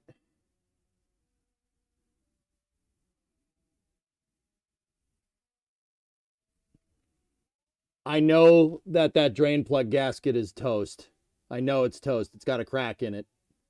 But it wasn't leaking, but now it is. Maybe we'll do an oil change on this tomorrow. You want to do an oil change? You guys want to learn how to do that? I can teach you how to do it. Actually, I got to change oil on all the cars. All the cars need an oil change. The Fusion, the Mustang, they all need oil changes. But now's not the time to really change the oil. I got to change the oil on the Fusion. We got to do that. But I'm going to park the Mustang in this thing and this truck. So now's not really the time to change the oil. And I mean, but if we're going to do the pan gasket or the plug gasket, probably should. But that oil's just going to sit there all winter. And you should change the oil every year, regardless of how much you drive the car. I don't know, dude. Either way, that's the plug gasket. That's definitely what that is. So that's good. It's good to know.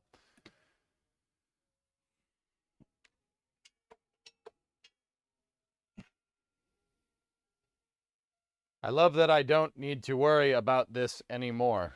Yep. You gonna let everybody know how good of a person you are for driving an EV? Why don't you just tell everyone in the chat? Oh, tell me more about how good of a person you are, Aqualex. Oh, tell me more. Oh God, you're such a good person. Oh my God, let's post it on the internet. Oh my God, oh my God, oh my God, oh my God, oh my God, you're such a good person.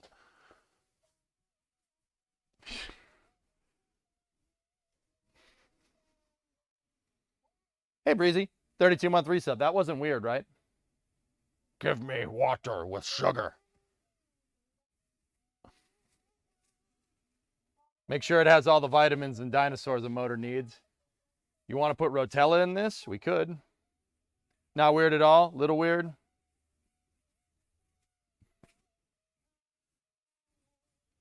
Do cars in America have MOTs for things like roadworthiness? We have a yearly state inspection. Alleviate. Yeah, but it varies by state, dude. I actually get asked this question a ton since I've been doing the garage streams. I get asked this question a lot. Yeah, in Massachusetts, in my state, yes, you have a yearly inspection. But in other states, they don't care. Like Michigan, where Brimo's from, they don't care. You can drive a car with like one headlight. You could drive a car with no hood on it. Drive a car around with Fred Flintstone holes, speed holes in the floor. They don't care. They really don't. Just don't crash. Florida does not give a frick. When I lived in Florida, dude, I saw people driving around Civics with no body panels on them except for the unibody. And the headlights are kind of just duct taped to the front because Formula One car. They don't care. It's got, yeah, or not, you know, it's got the vitamins, dude. What year are your trucks again? Hey Jensen, what's up, man? This is a 97 97 F250 HD. You got it. Like, why do I bother saying the whole name like that? Because there's a 97 F250 HD and then there's a 97 F250 Super Duty. That is a different vehicle. That is a totally different vehicle. That is the one that looks like Paul Walker's truck in the first Fast and the Furious movie. 97 F250 HDs are the box. They're the box style. So this is a 97, and that one over there is a 59. In the UK, all cars over 3 years old are required. Yeah, you have to have state inspection here. So what do they do for state inspection, Alleviate? Like, I know that's the next question coming. No visible rust. This is in Massachusetts. Can't have visible rust because it's a safety issue. You don't need parts of the car ablating off right now. You don't need your car to go through staging, to speak in space terms. If it's 15 years or younger, they have to check emissions. They have to check that the cats are working. They check the lights, make sure the directionals are working, make sure the horn works, make sure the brakes work. Tail lights, reverse lights, make sure the license plate's illuminated, and that's about it. Like, and you know what the crazy thing is? That's a strict state inspection for the US. We have a pretty damn strict one comparatively to the rest of the country. And I know compared to MOT, that's nothing. Yeah, that's nothing. It's really easy to get inspected. With the HD, you don't need emissions. The HD is exempt. This thing is straight piped, guys. It's straight piped. The driver inspection is quite painful. The T4 is cheap. Yep. I've seen cars with no fenders, bumpers. Tennessee don't care. Yeah, Tennessee doesn't care. Wow, Hillness, that's nuts. Had a running board fall off your car today? Yeah, I know about UK MOT. It is absolutely, let me see. So brake, steering, visibility, lamps, reflectors, electrical, axle, wheel, tires. They do check for end play to make sure you don't have a shot ball joint or a tie rod. Body structure, they don't do that, but that's visible rust for us. Seat belts. See, the nuisance thing, we don't have the nuisance thing. That's not a thing. Supplementary tests for buses and coaches. Oh, that's for buses. Seat belts. Yeah. Structural integrity, tire loading index. Yeah, actually MOT is about the same, dude. Click into the body structure, it gets even worse. Oh.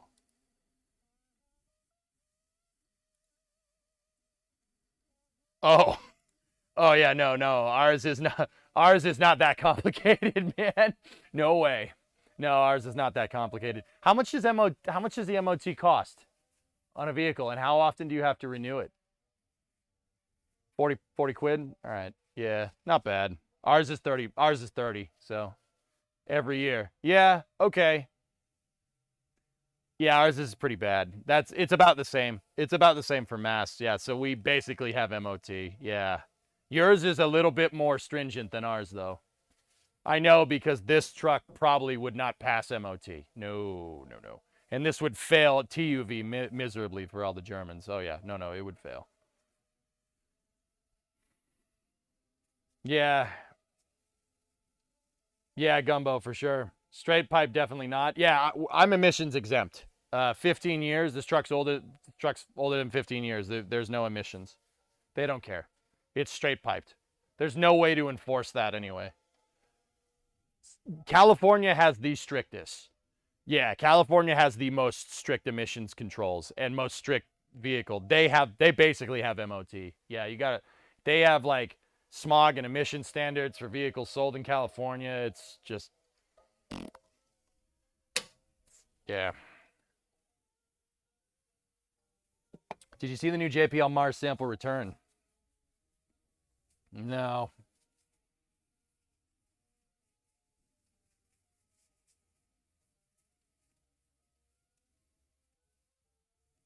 Rolling coal is the most dill hole thing. We'll say dill hole. UK MOT, I hated having to get in my car check living there. Yeah, Jarris. Massachusetts basically has that. So does New York State. So does New Jersey. New York and New Jersey are stricter than Mass, though, which is kind of strange. But yeah, we like to overregulate things in this state.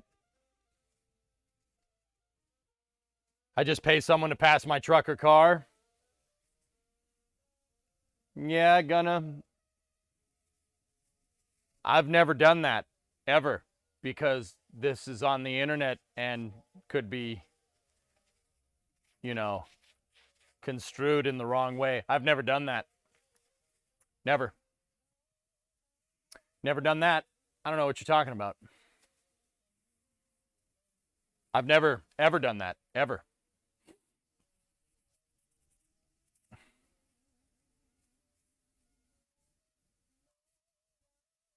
Nope, never done that.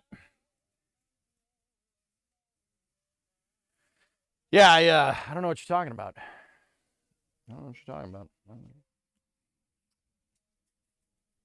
Never done that. Yeah, no, I know. We're respectable citizens here.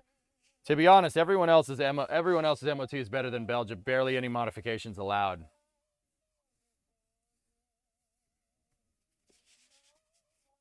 That sucks, man.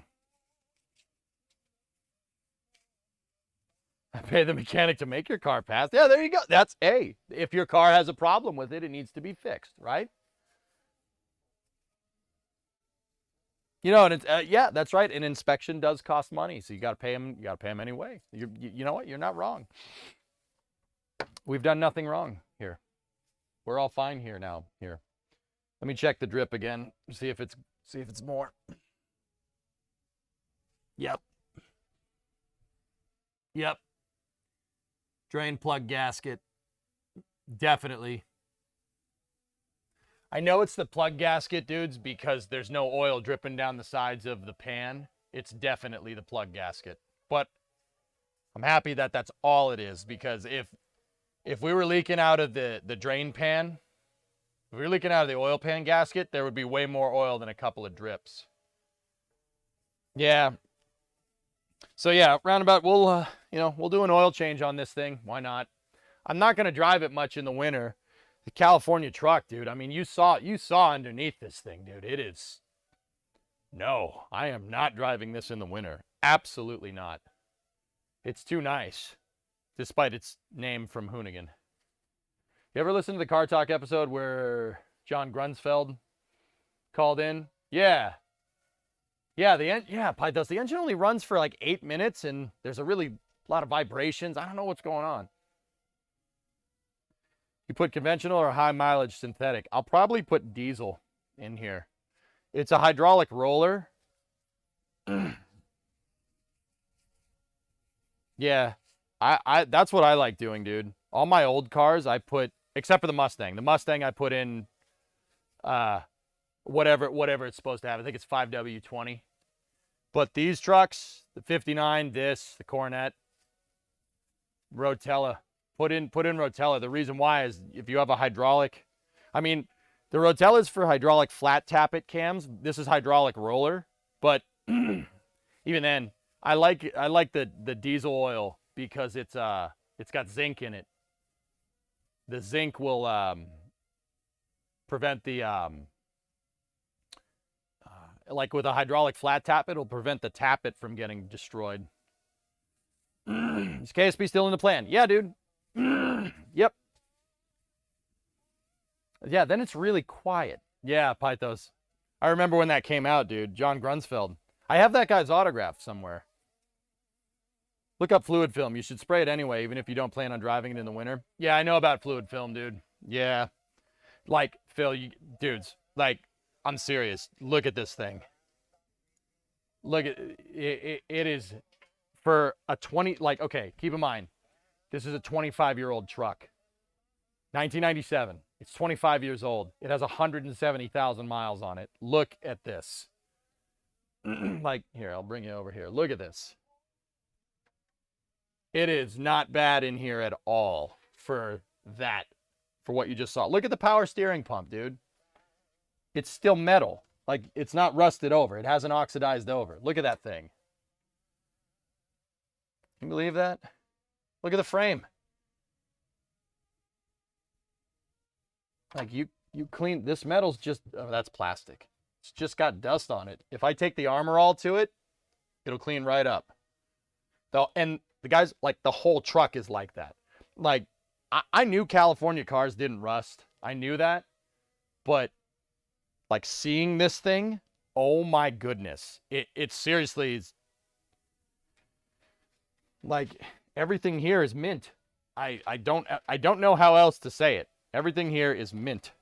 The thing is not, like, you know, actually, you know what? I want to get some, give me some of the Armor All. Let's check something. Here, maybe you guys can go up there. Will that work? Yeah, that'll work.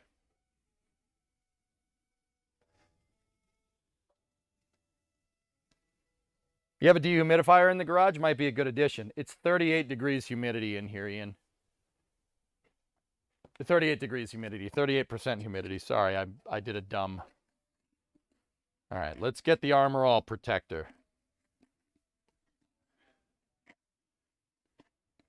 This ain't the cleaner. This is the protectant, but whatever. Like, watch this. This is ridiculous. All right, so see that rad hose? That rad hose right here, the upper radiator hose, is the original hose. It has Motorcraft logos all over it, and it says made in Mexico. It's Ford's original hose. Look at this thing. Let's just hit it with the protectant, right?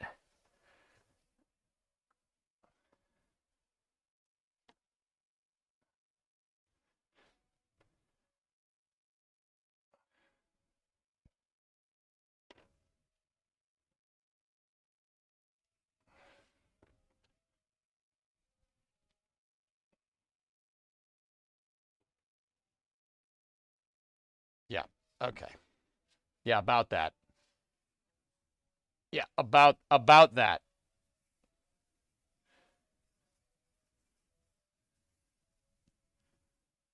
This is a air conditioner hose here. Yeah, about that. How well is that showing up on stream? You guys can't see it. That's good.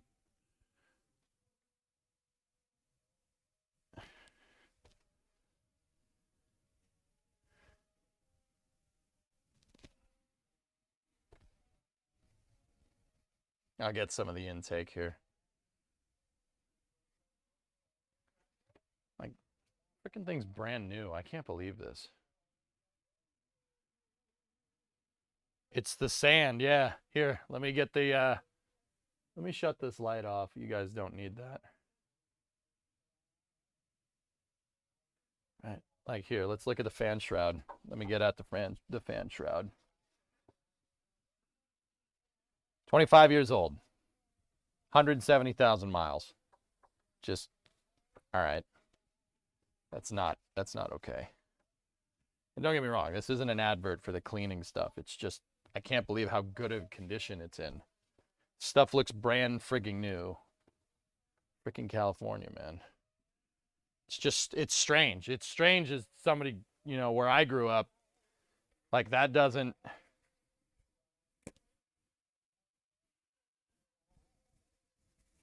like Alleviate, I know in the Isles, man, stuff rusts because ocean and whatnot, like, and it's rainy and cold and damp. Like, look, dude, look at this.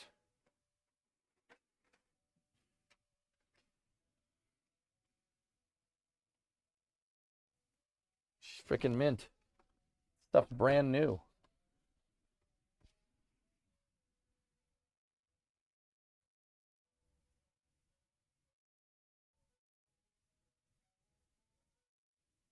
Can you believe that?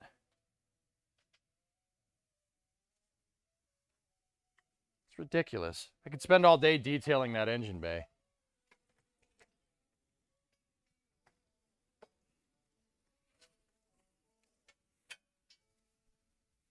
Test pin message.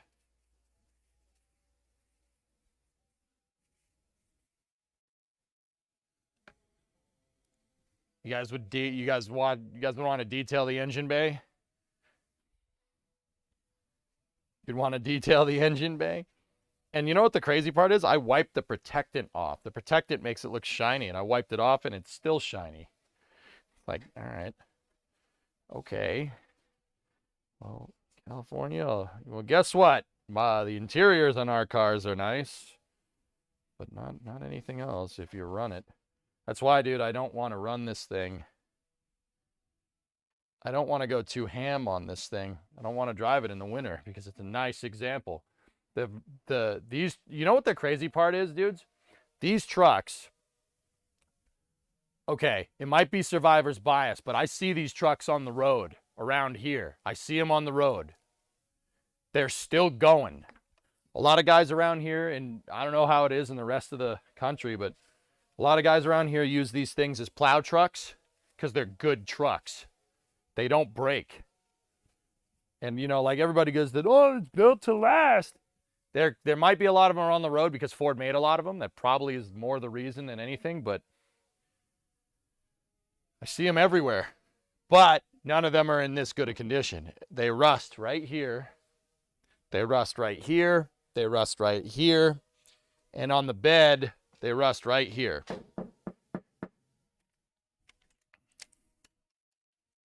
Get the tripod out of the way. So, yeah, there you go. I think we're good. Put that there.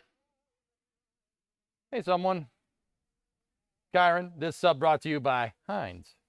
It's automatic. Sir, I detail my own engine. So what else do you need to do to the truck? Nothing, drummer. Those are all the salt collection points. Yeah, and the frame rusts out. I saw a truck in Michigan that had a rear leaf spring shackle destroyed by salt. But, yeah. I just can't believe how factory this thing actually is. It's kind of nuts. So, drummer, we were chasing an oil leak, and I think it was leaking oil from two places. I got one of them. I know I got one of them. But this thing needs a new drain pan or drain plug gasket. It's leaking out the drain plug gasket, which isn't bad. That's not a bad thing. That's an easy fix. It's not the drain pan gasket, I don't think, but we'll check on this thing tomorrow and we'll see. And then I need this thing out of here. Maybe, you know what? I'll probably go to the store tomorrow morning and go grab some oil for it. Yeah, roundabout, that's for sure. I don't know. Your truck looks like it's living up to its name. Ford. How far are you getting with the 59? Well, I had the 59 right here, and then I moved it over there to get this truck in here to do the gauges. And we did do the gauges. Check this out.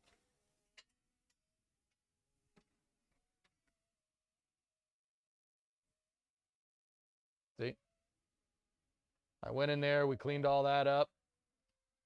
Now I got a tack. Your 93 F-150 is rusty as frick. I think it got caught in a flood a little. Got it for 1K from an uncle. It's missing, though I don't know what's going on. Replace the fuel filter. Maybe I need to get new plugs and wires. What motor's in it? Shaniard, what motor's in it? Is it a 5.0? Is it a 5.0 or 4.9? Don't you want a Cummins or a 7.3? I would swap the motor on this truck. It's got a 351 in it, so she got a 5.8 in it. I would swap it, but this truck has some history, so I don't really want to swap it. That's the history right there. Well.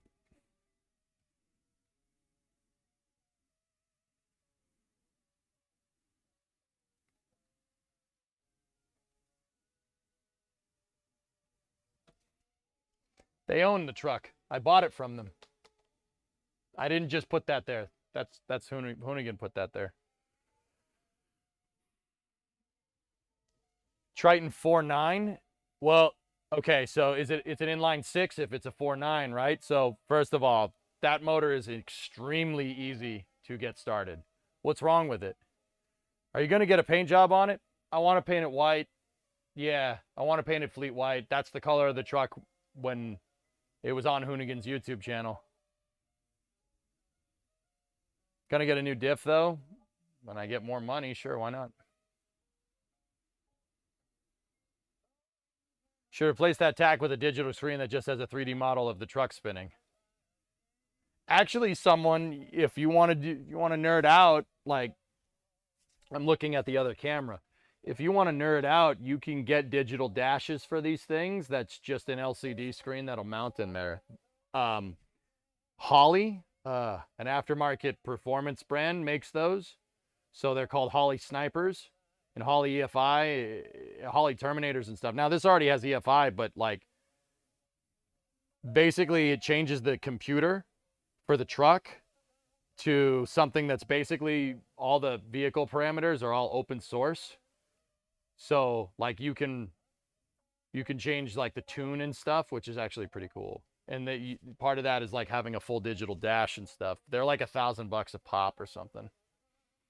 I would put the Sniper or the Terminator. I would probably put it in the 59 if I was going to do anything. Anti-flash white and EMP proof it. Yeah. Shaniard, yeah. How much did you pay for it? For this thing? Oh, nothing, dude. I know my buddies. I have buddies that work at Hoonigan. I paid nothing for it. I don't want to. It's up to them to disclose the price. It was not in the 4 figures. If you catch my drift, it was 3 figure. It was a 3-figure price. I got it for like nothing. After it runs a little, the motor shakes and starts to miss and run funny. Maybe a cylinder is gone, or I'm hoping new plugs and wires might help. It runs well, just idle. Just when it idles, it acts weird.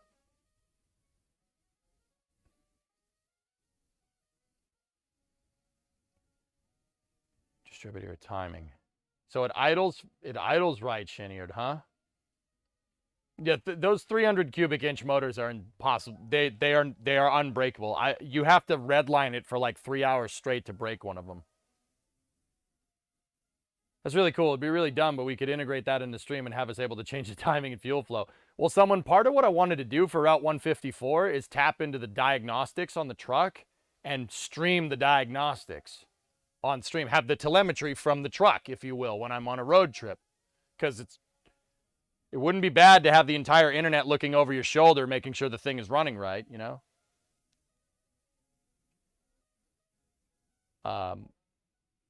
Okay, so Shaniard, let me think. After it runs a little, the motor shakes and starts to miss. It runs well.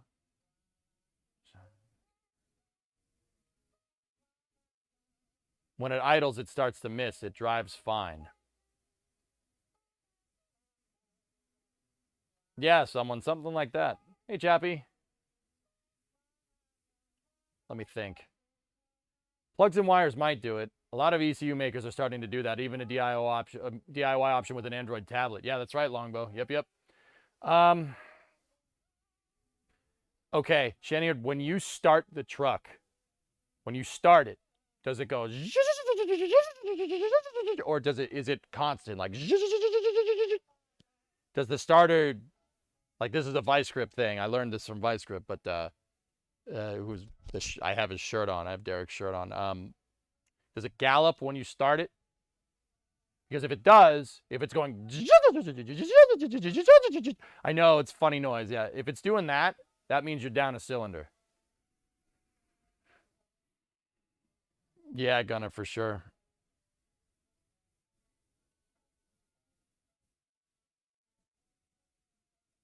It runs good for 30 to 45 seconds after start, and then it does that. Huh. That's weird. Roundabout, idle sensor. It's got to be an idle sensor. One of the idle sensors has to be croaked. Do these things, does the 4.9 have an idle sensor on it? I don't know. So he said it's a 93, so it's fuel injected. It's not carbed. So that means it's got an ECU, which means sell all of that and get a Tesla truck. Tech, here's the thing.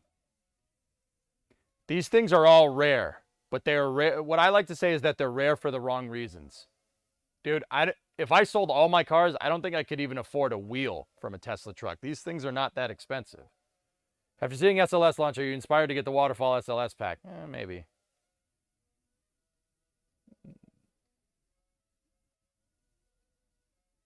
It sounds like your idle speed sensor is junk, Shaniard, but I don't know if that motor has an idle speed sensor. Yeah, that's what that sounds like. I don't know. I'd have to, here, let me look. Give me 1 second. Actually, I can show you guys what I'm looking at. Give me one moment. Let's see. Let's take a look.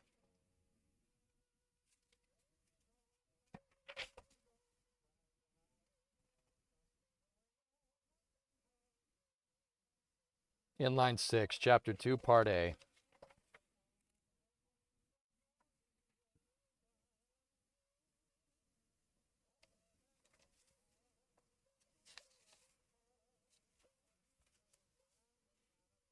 There's all your torque specs.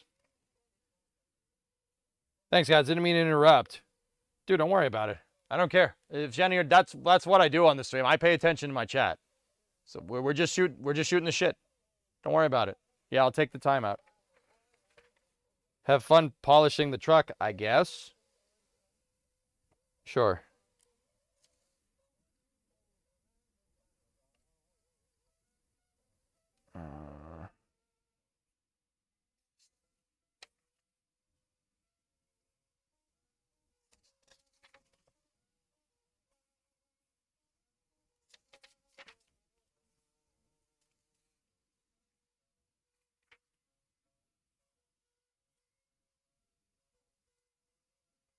No, this is just saying how to take stuff apart and the torque specs for everything.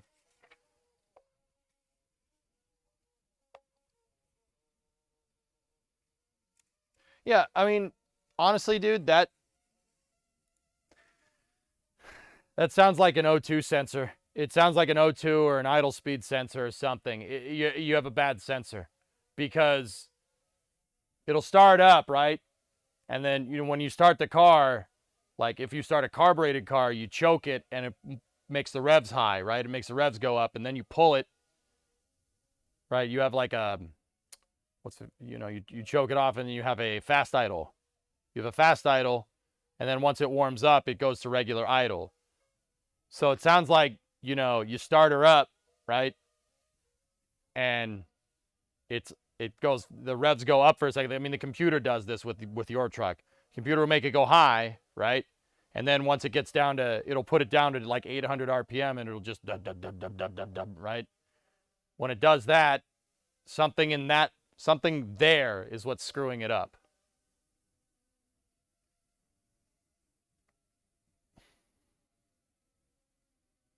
There was literally a pinhole in one of the oxygen intake feeds to the engine. Yeah, you got a bad sensor, dude. You got a bad sensor somewhere. I would say what Roundabout said. It's if you have an idle sensor, it's that. If you have an idle speed sensor, it's that. I I don't know if you have a mass airflow on that car or on that truck, a mass airflow sensor. I have mine. Mine are right here. Or yeah, it's just a sensor. That's an easy fix, dude. Just bad sensors. They go after a while, man.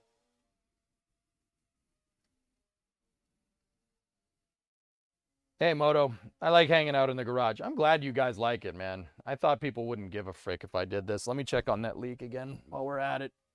Oh, no, we got multiple drips, guys. Crap. There's multiple drips. Let me take a look. I'll be right back.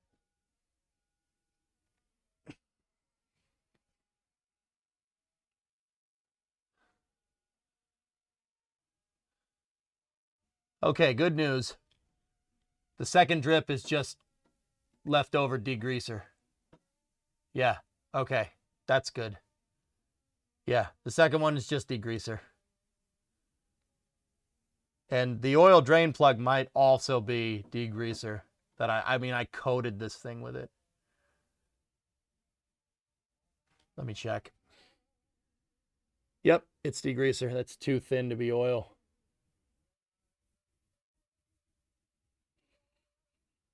Oh, yeah. No, yeah, definitely. Look.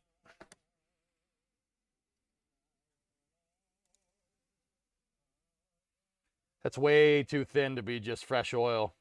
See? I mean, don't get me wrong, there's oil in there, but it's degreaser too. You see how thin the film is? It wouldn't be this thin if it was oil coming out of the engine. No way. Are you mad? Of course we like it. The garage streams are fun. I'm glad you like it, dudes. Don't get me wrong, we'll do more. Here, I'll show you guys again before I move it around on my fingers. Give me 1 second.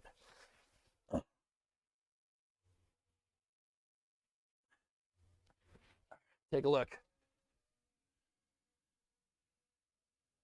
Yeah, see? That's definitely not just oil. That's the degreaser. See how shiny it is?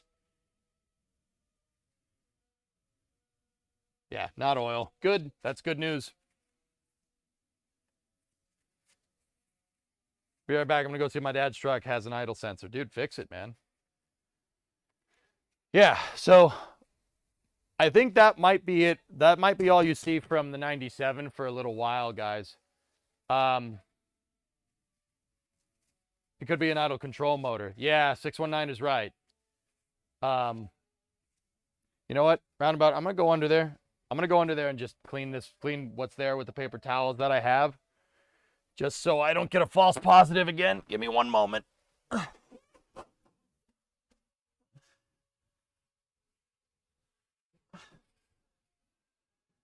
Because I did cake the damn degreaser on there. That's for sure.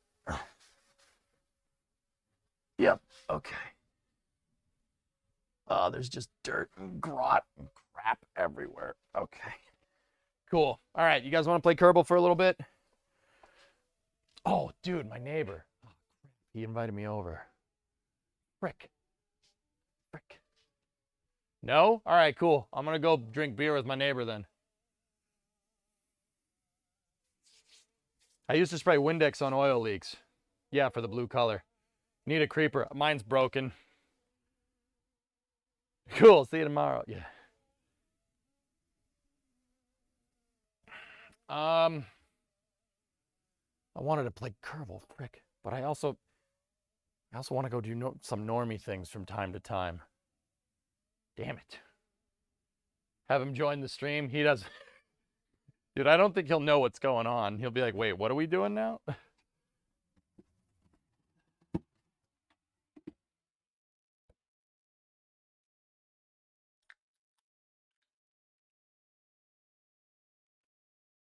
Too late, the neighbors are already talking.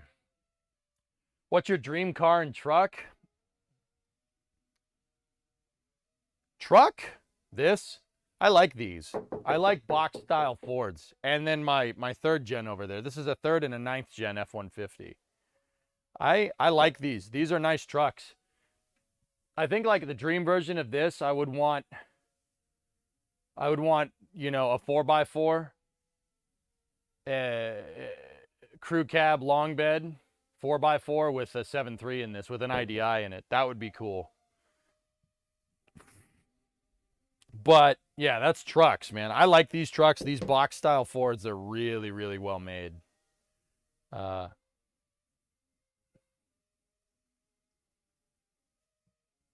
Long bed, yeah, dude. Long beds do work. I mean, nobody has an F350 short bed. That's useless. That's like trucks nowadays, gonna. But the rest, for like dream car, I don't know. It really depends. It really depends on the era. Now, I like American stuff. I don't know what gave that away. Um,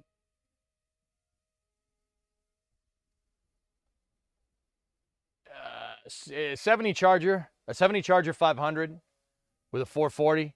Not a six pack. I'll take a 440 Magnum. That's fine.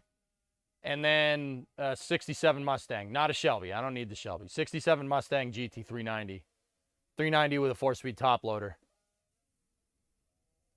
Yeah, 9-inch, what is it, a True Track? It's not Posi, even though it's Posi, but yeah.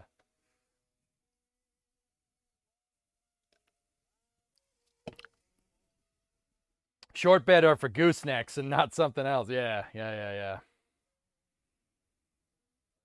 Hey, Moist, 45 months.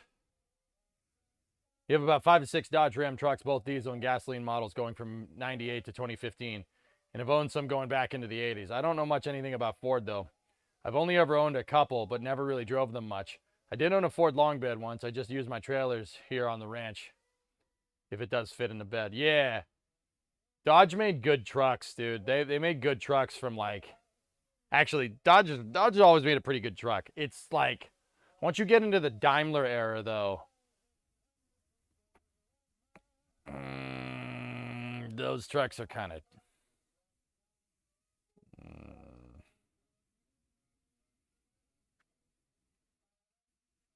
I mean, they make decent stuff. It's also the electrical. The electrical, now that I'm thinking about it. I don't know what they were thinking with those harnesses from the factory, but whatever.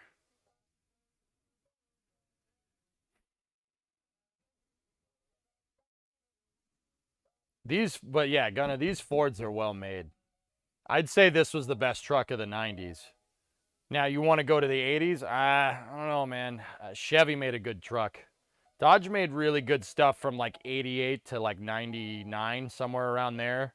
They made really good stuff in the 90s. Those would be comparable. I do see those on the road. The Chevy trucks from the 90s were junk. Their wiring harness was terrible. The electrical on what is it, a GMT 400? Those things were crap. And Chevy didn't really have the best engines in the 90s either. The LT1 was a good attempt, but...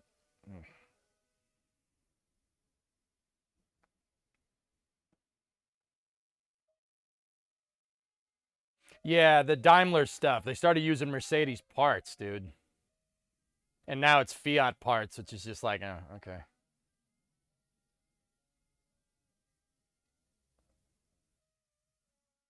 But yeah, I mean, I'll take any one of those, dude.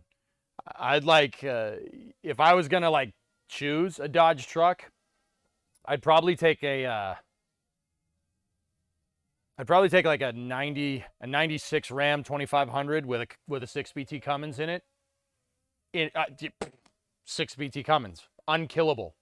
One wire to make it work. That's it. One wire. That's all.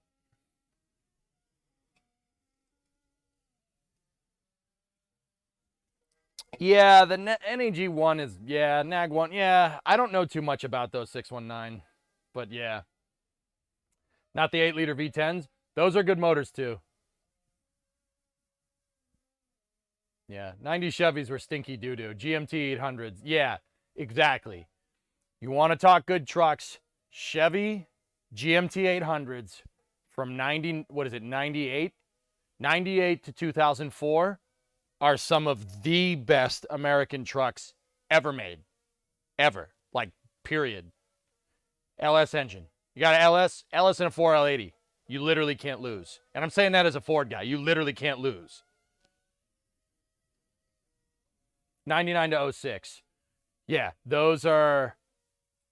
How tall are you? 6'5"? I'm 6'4", Iron Spark, 193 centimeter.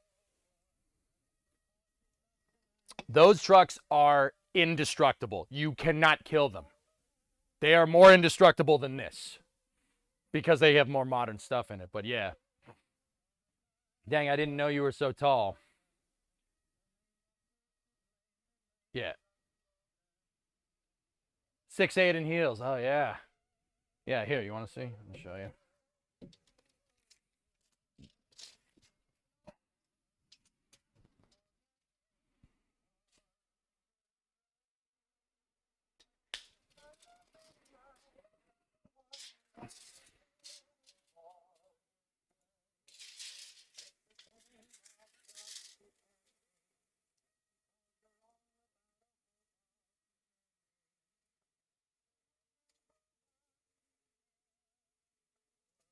Close enough.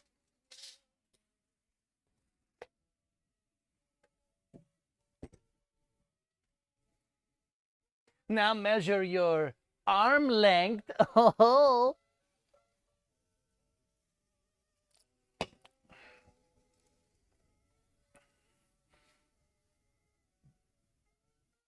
Oh, do you like? Yeah. Yeah, it's small.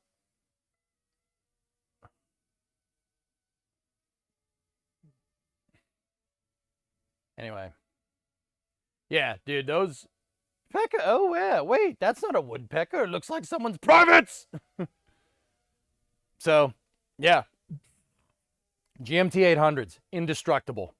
Indestructible trucks. Dude, my brother-in-law had one. It was an 05. 05, they started cheaping out on stuff because they started making them not in this country. So the parts started getting super cheap in the mid-2000s. But yeah, 01, 02, 03, 04, can't kill them. You can't kill those trucks. Like I said, saying that as a Ford guy, can't kill them. It's impossible. Those trucks do not break. Yeah, they started making parts in Mexico.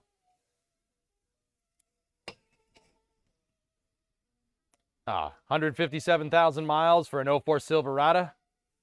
Yeah, Pace, that's just breaking it in, dude. That's just breaking it in. It'll do 3 times that before that thing breaks. I've always liked GMC trucks for some reason. Never owned one, but I like them. Yep. Now, how much do you weigh? You're going to ask about my weight? I'm 255 on the scales as of this morning. 255. What's that in kilos? Hold on.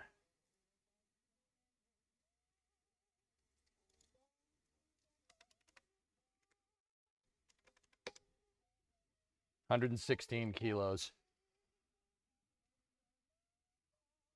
SpaceX standing down from tomorrow's launch to take a closer look at the static fire data. Huh. It's all bone. No. No, it's not. It is not all bone. Your dad had a 90s Cummins Ram 2500 and drove it to over 1 million miles and sold it to someone else. Cummins Motors, man. It's Cummins. I would buy, if I could find a 6BT, we'd put it in this. I'm not even kidding. Just change the fuel system out.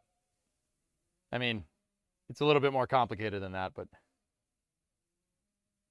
Creeper beat you, man. Creeper did beat you. Interesting. Got some competition, my dude. A 6BT in this thing, dude, you'd roast tires with this. But then again, the 351 can do it. Hey, Acton, 26-month resub. Thank you.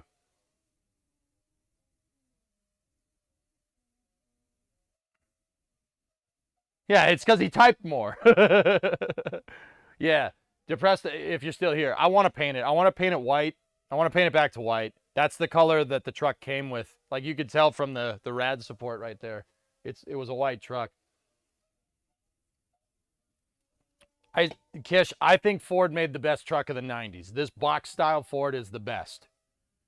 Chevy is behind it. Actually, no. I don't know. I'd say put Chevy in last because Dodge had those Cummins engines, dude. The truck was kind of it was okay. But I think Ford made the best stuff, dude. in the 90s at least. In terms of the 80s, I think Chevy made a better truck. 70s was definitely Ford, and so was the 60s.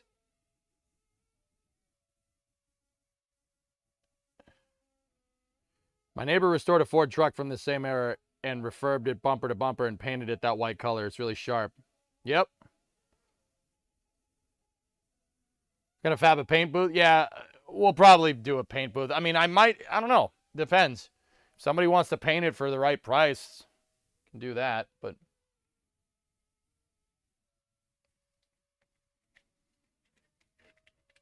yeah. Gotta tighten the posts. All right, dudes.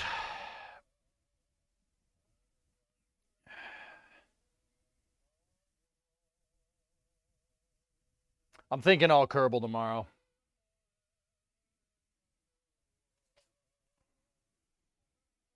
A wrap? Nah, no. New pipe showed up for the 7.3. Ooh, very nice. How long till Artemis is at the moon?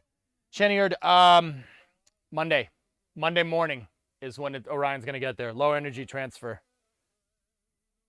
So, like roundabout, what I wouldn't be against doing is painting the truck fleet white, like that. Painting it to match the bed. That's basically what I want. One, white paint jobs are really easy to take care of, and they're really cheap. White is the cheapest color that you can buy if I want to buy the paint or if I want to get it painted. Second part of that, I wouldn't be against vinyl wrapping over the white. That's fine. That's cool. So like, if we wanted to get red vinyl wrap and put it over the white paint to make the truck red and white again, red front, white back, I'd do that. Yeah, sure, why not? Titanium white. We could also do the Ford two-tone. Yeah, we could do that high boy. We could do a half wrap with the high boy paint scheme. That would be sick. So that would look like this. I don't know why I'm holding it up, but here, you know what? Let's just look at it over here. So this right here. That does look really nice. The high boy looks sharp.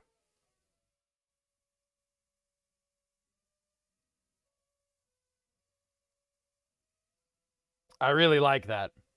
And it'll work with this truck. It works better with that, but yeah, I mean, it's the same body style for the most part. This is a brick nose. Mine's arrow. Mine's a little bit of a different front. Cab lights. Isn't a full wrap more expensive than painting? I don't know.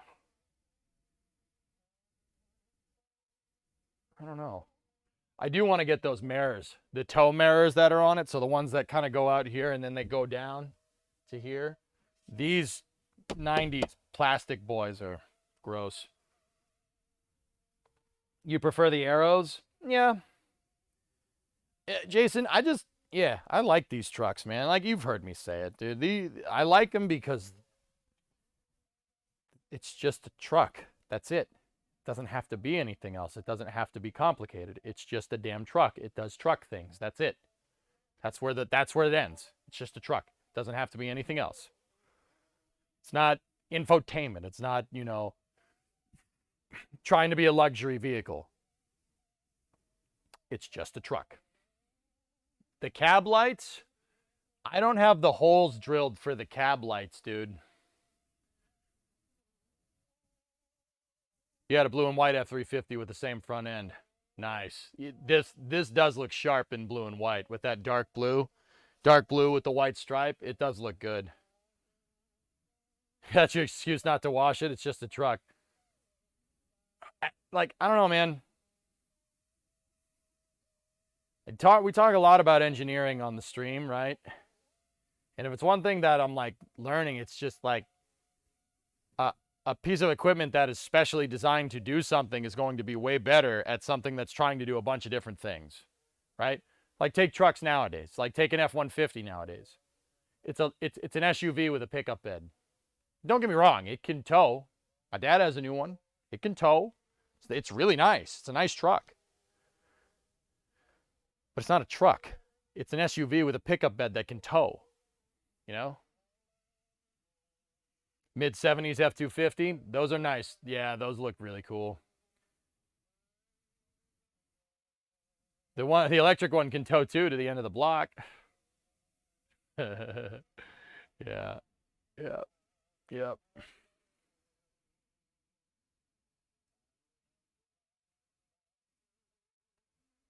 We haven't had any updates, Argo Blue. The blog update will be tomorrow.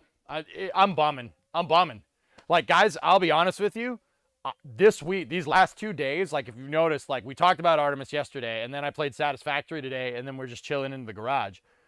I had planned to just cover Artemis. That's what I wanted to do. I wanted to sit here, and I wanted to watch that thing on stream with the live onboard cameras just pull further and further away from Earth and just have that on in the background. I wanted to do that tomorrow, or I wanted to do that yesterday. I wanted to do it today. I wanted to do it tomorrow. All the way until Monday. Like, I wouldn't stream on Sunday, but you get the idea. But yeah, so I've been trying to get better at planning what I want to do for the week instead of shooting from the hip. You know what I mean? So I had planned to just cover Artemis, but they're not even updating us. We get an update every couple of days, which is like ridiculous to me because the spacecraft is going out to the moon. Like, a human-rated spacecraft is going out to the moon, and there's cameras on board. And I get it, bandwidth and stuff. I understand that, but you'd be stupid to think that they don't have those cameras on all the time in mission control. Why not just screen cap a mission control screen? Then you don't have to worry about it, right? Like, yeah, it sucks. So, like, that's why I'm just like, all right, let's work on the truck. Like, let's fix this, or let's go play Satisfactory, you know? There hasn't been any roundabout. They showed us 30 minutes of camera coverage 2 days ago. Or not 2 days ago, yesterday. In the morning, and that's it. It was just like, okay, we're here for an hour. Here, look at these views. There's an onboard view. This is really cool. Okay, bye. I think it's bandwidth reasons, but I don't know.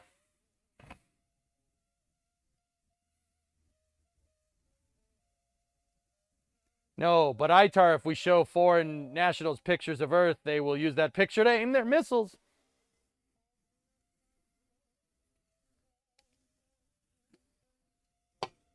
So, powered outbound moon flyby. Just announced the next Orion update will happen tomorrow at 5 p.m. Good.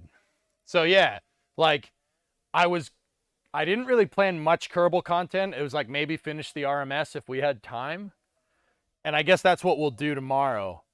But yeah, I didn't really have a lot of stuff planned. You know what I mean?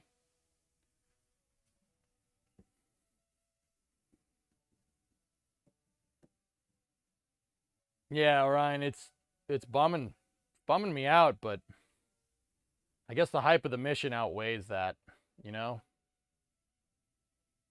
It is bumming me out. Like, it's a shame.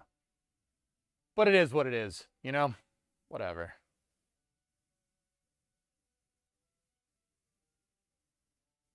Yeah, Chief, it is. It's because they have developmental recorders, dude. So it's the first time they're doing it. So they have DFI and OFI recorders. That's why it's hogging up all the bandwidth. Yeah, Iron, I'm with you. But yeah, so that's why I'm like, I think I'm gonna go hang with my neighbor. Would you guys mind? And don't get me wrong, tell the truth. You want to see some Kerbal content? I'll go play Kerbal for a little bit. What we will do tomorrow is play Kerbal. We'll finish the RMS and we'll start working on payloads tomorrow.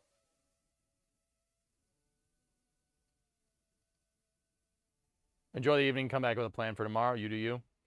I think you might like this clip, brother. It's for sale. You'd love Kerbal Spacephobic. Do you think can you give me till tomorrow? Like all the time? All right. Okay. All right. Good to know. This is for sale. This F100.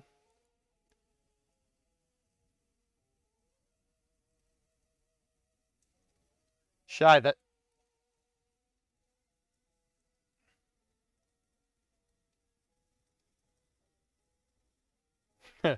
It's a nice truck.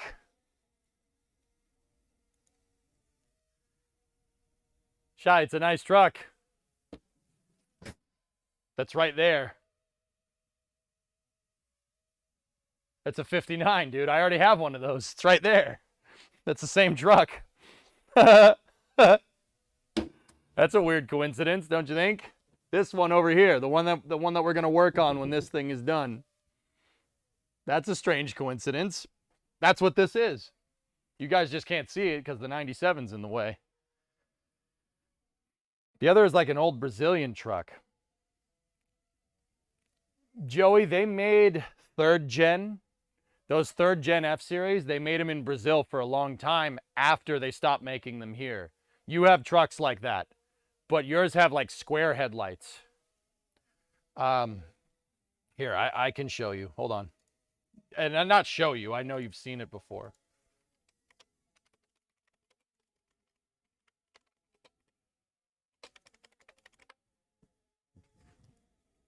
So, what's your favorite Christmas meal if you celebrate it? I celebrate Christmas, Iron, yeah.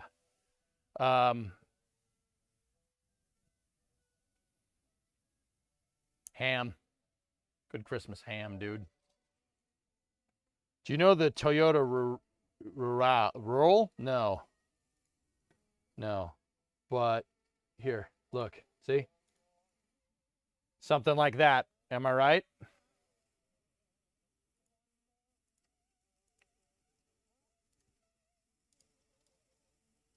Over here.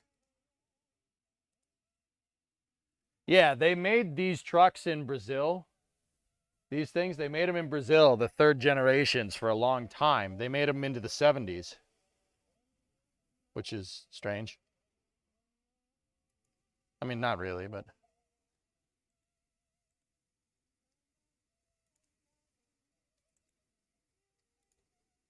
Now I'm just looking at pictures of my truck.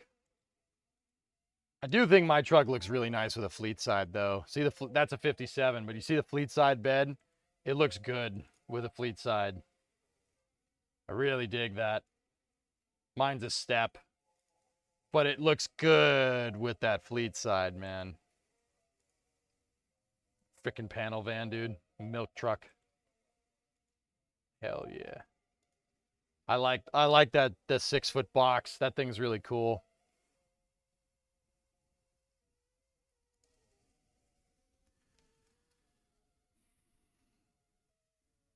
Either that or tenderloin. Christmas tenderloin is good, dude. Dude, weird. I totally didn't know that. That's Freb, Shy. Yeah, Freb is a 59. That's that thing. The pizza truck. I delivered pizzas with that truck when I bought it. Stepdad is a 76 C10. Nice truck. You like the step side better? The step side doesn't look bad. The fleet side, I don't know. I kind of dig it, but 72 C10. Short, wide bed. Yep. Do you like the flare side? All right. I mean, I don't have the money to go buy one, because if you're gonna buy a fleet side box, if you're gonna buy one, you have to buy new old stock. They don't make them. They do make reproductions of these, and I might do that eventually, because this bed is pretty tired. It looks good. It looks nice, but it is tired. It looks good from afar, but it's far from good. It looks good on camera. Looks okay. It looks pretty straight, but there's dents all over this thing. Maybe we'll get the hammer and dolly and fix all of it. You learned to drive in an 81 Scottsdale. Very nice. Do you want a 22-ton axle jack? I think I'm all right. Your dream is to have a car with a rotary engine, even though the maintenance is horrible. Yeah, it's a rotary engine, man. It'll be fine. It's good from 10 feet away. Yep.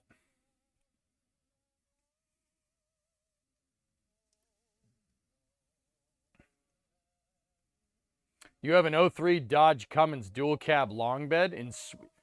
Wait, Wazzy, you have that in Sweden? Really? Really? Cheers to that, man. Nice truck. No crap. 57 F100 fire red. Yeah, the 57s are cool, man. Those big bug eye headlights. That's cool, Wazzy. An 03 Cummins dual cab. You have a freaking... That's cool, man. What do people say? I'm curious. Are people like, what the hell is that? I'd imagine you get a lot of crap. Speaking of old cars being made long after they first appeared, the 70 Series Toyota Land Cruiser is still for sale today. Yeah, Series 70. Now we're talking, Longbow.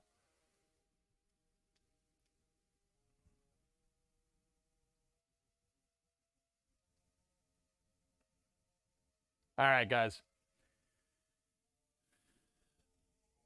It's big. It's too big for Sweden. That's awesome. Currently dropping a 454 in my 88 Suburban with an NV 4500 trans 8-inch lift on 35s. Hell yeah, Paul. Now we're talking, dude. That's cool. Those Gen 3 454s, man. Good motors. Real good motors.